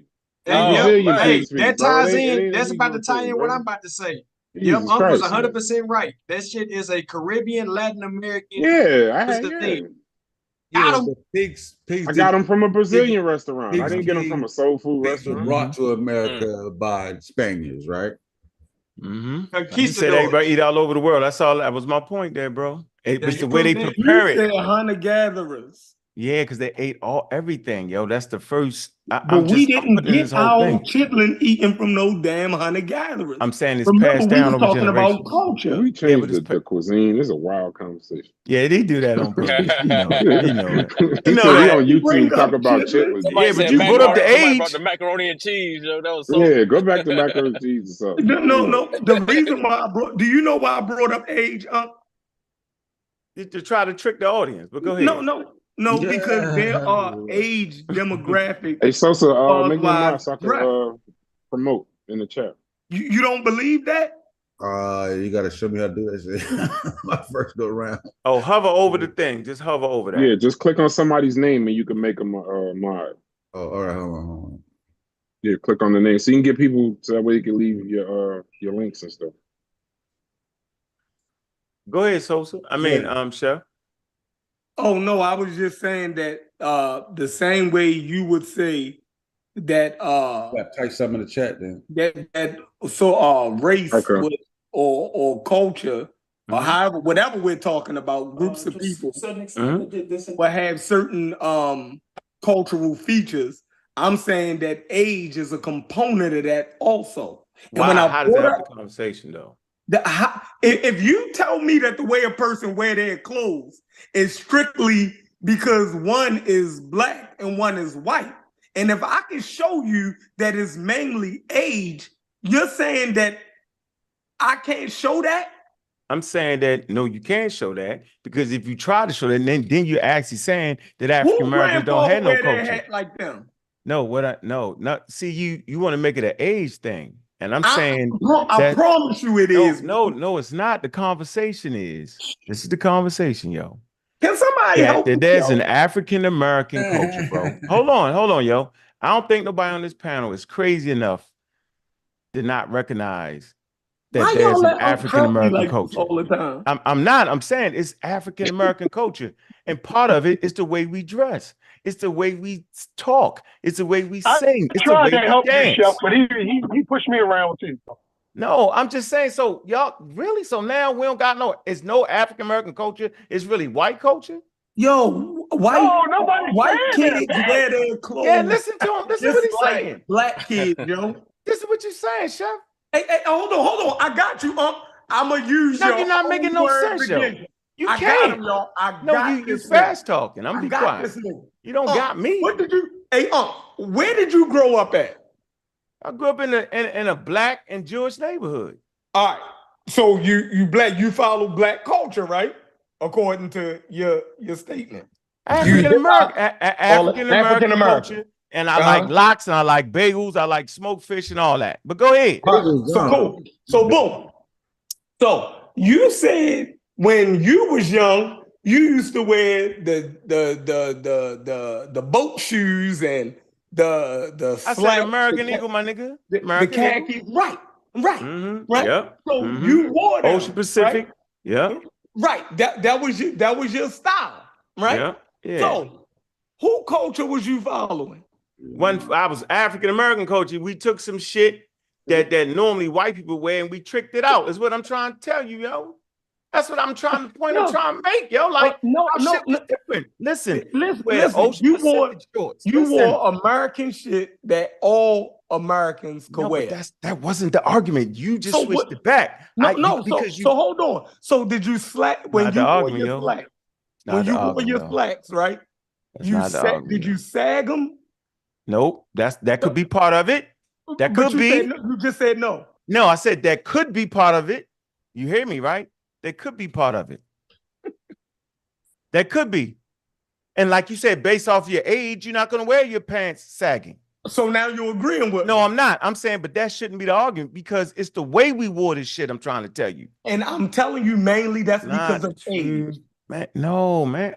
So then we don't have, so hold on. So then African Americans don't have a culture. Then there's no such thing as hip hop culture as far as the dressing and aesthetics. I'm saying the things that you would have to because if you take, listen, because a hip hop you got to go deeper than that. No, I don't. A hip hop artist buys clothes from the same stores. That was my point. Okay, so then there is no hip hop culture. It's just American culture, not hip hop culture. And Sosa tried to tell you that though. But nobody's listening to that. Y'all made that up. Nobody. That's bananas. That's what I'm trying to tell you. The younger the African American is, the more swag. See, he trapped you in the swag he put with the clothes. That's not true, yo. So the older let him get it up. Let him get it up. The older African American kids, he got a point. The older we get, you know, the less we don't sag no more. You know what I mean? We wear collar shirts. You know what I mean? So yeah, I mean, never sag. American style, right? But no, I mean, you might not have sagged, but you might have wore your hat sideways. You know what I'm saying? You might have had the shades on in the nighttime. You know what I mean? Yeah, we're so not when we're younger, we do kind of, you know, we do kind of swag out our clothes, like Will Smith on Fresh Prince. How he had the low uniform, the school uniform, and then he flipped it inside out. That was like some young shit.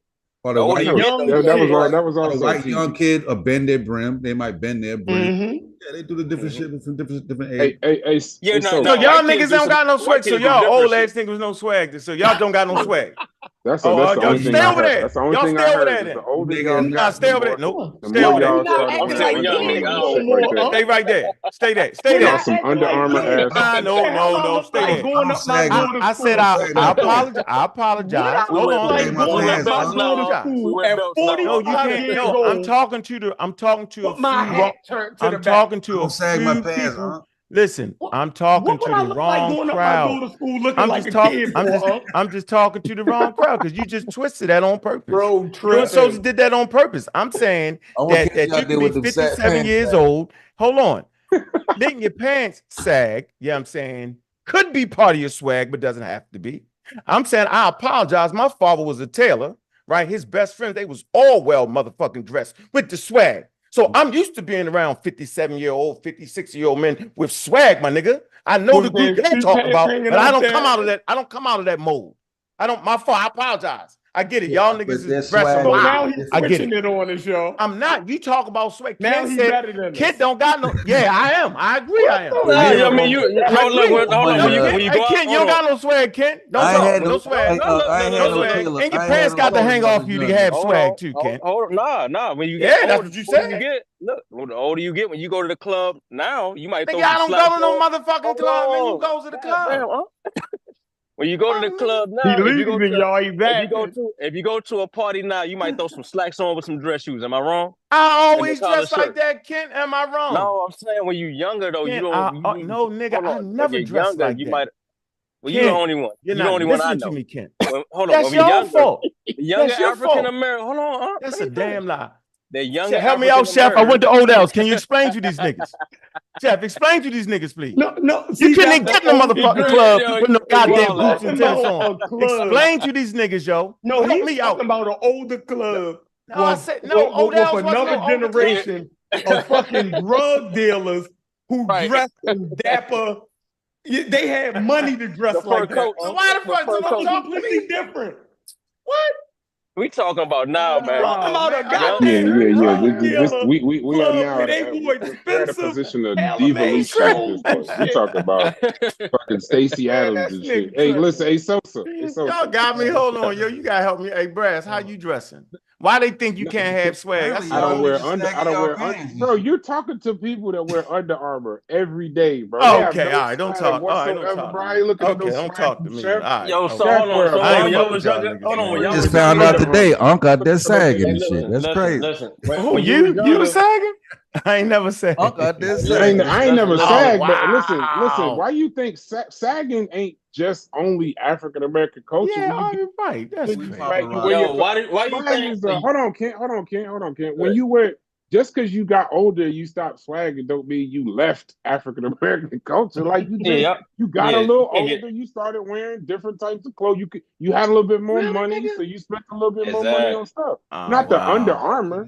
Under Armour, you think So y'all niggas don't wear Armani Exchange t-shirts and a nice pair of Jordans, yo, at 57. That's crazy as shit to me. No. I still wear Jordans. I quit. Hold on, I quit. I give up. Hold on. I give up, yo. I still wear He know Jordans. absolute. I still wear. Hold on, wait. I still wear some of the same clothes I wore when I was a kid, bro. I just had Tim's on the other day.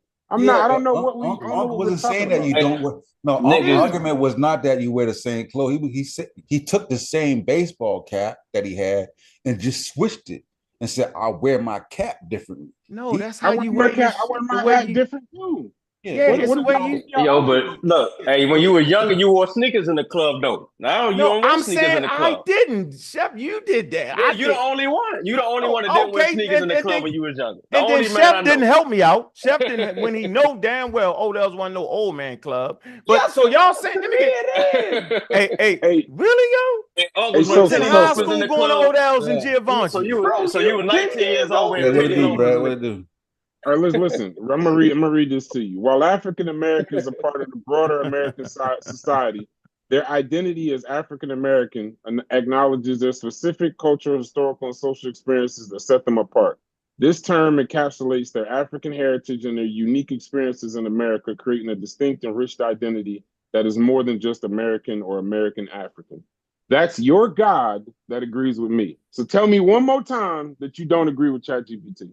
ChatGPT, hold on. But the ChatGPT. No. So ChatGPT is wrong again, right? Hold on, before I chime in, did they use American African? Yep. No, I just put it. It says while African Americans, because I said, are we more African American or American African? And it lived. I'm gonna just read the last sentence. The term African American. Hold on. The term The term encapsulates African heritage and your unique experiences in America, creating a distinct and rich identity that is more than just American or American African. So even we're more African American than we are American or American. Of course. Okay. Being African American. I didn't even think they were responding American African. Ask ChatGPT. I know, because you know it's a wild more ass American statement. than Hold on, let me. Can I read a little section? I'm just gonna read this part right here. You reading Hold from on. God or you got your own? No, I'm going to Wikipedia. I'm going to Wikipedia right here. Watch this. This is the point I'm trying to make. Everybody act like I'm just a dumb old nigga, but watch this. Although the Scottish had been frying chicken before they immigrated, they lacked the spices and flavor that the African Americans had used when preparing the meal. That's all the fuck I was saying. I never said the chicken itself was that. It's the way we do it. I've been saying it for that's the fuck I'm saying. You can wear blue jeans, nigga, but it's the way we wear the blue jeans. So y'all trying to act like the white boy don't wear the blue jeans and put the fucking the dip pocket brim in his back pocket with a dip and you can see the ring around and shit. Y'all don't know that. White boys do that, yo. I just wear the Levi's the regular. Korean fried chicken is completely different than soul food fried chicken. It's completely different. That's our culture. Hey, Bryce, you know what I'm talking about, agreeing right? with you. No, I know exactly what you're talking about. It's them that want to be American. I'm not running with this dumb wild ass. That sound crazy, yo. Yeah, that's wild, dog. Yo, wow.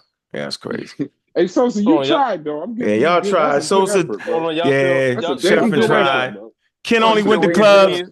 Hey, Ken, I'm not. Hey, Ken. I mean, my fault. Ken, I'm not knocking you, Ken. Hey, Ken, I'm not knocking you, right? But I want to let you know, yo. The youngest I was around, yo, I had to go take them niggas shoe shopping, yo. Because the clubs we was going to, we go to DC. You ain't never been to DC with them good clubs on the outskirts of DC where you can't wear. Okay, nigga, you can't wear no tennis, nigga. Hold on, I didn't start dressing up until I got a little older. Started dressing up in the club. A little older, like what? We talking about? When you 18? younger, hold on. When you younger though, you wearing sneakers, maybe a jersey. Some nigga went to club with white tees on back in the day. This is young shit. You feel me? Oh no, you get saying, shot up in Baltimore like that. I ain't getting shot up. Yeah, you trying to get shot up? No, I ain't going there. I'm just saying, the older you got, though, you dressed up your swag a little. You might have had a little swag, but you got more dressy and more. You know what I mean? It's still swag, is all I'm saying. I know the shit is confusing. I'm saying you can be 15 and be swagged out, yo. You can be 57 and be swagged out, yo. It's all how you do it. You swag your shit out. But see, back in your day, it was a little different back in them 80s, though. It was a little different in them 80s. Y'all kind of dressed up all the time back in I was in high school in the 80s. Yeah, I mean, same shit.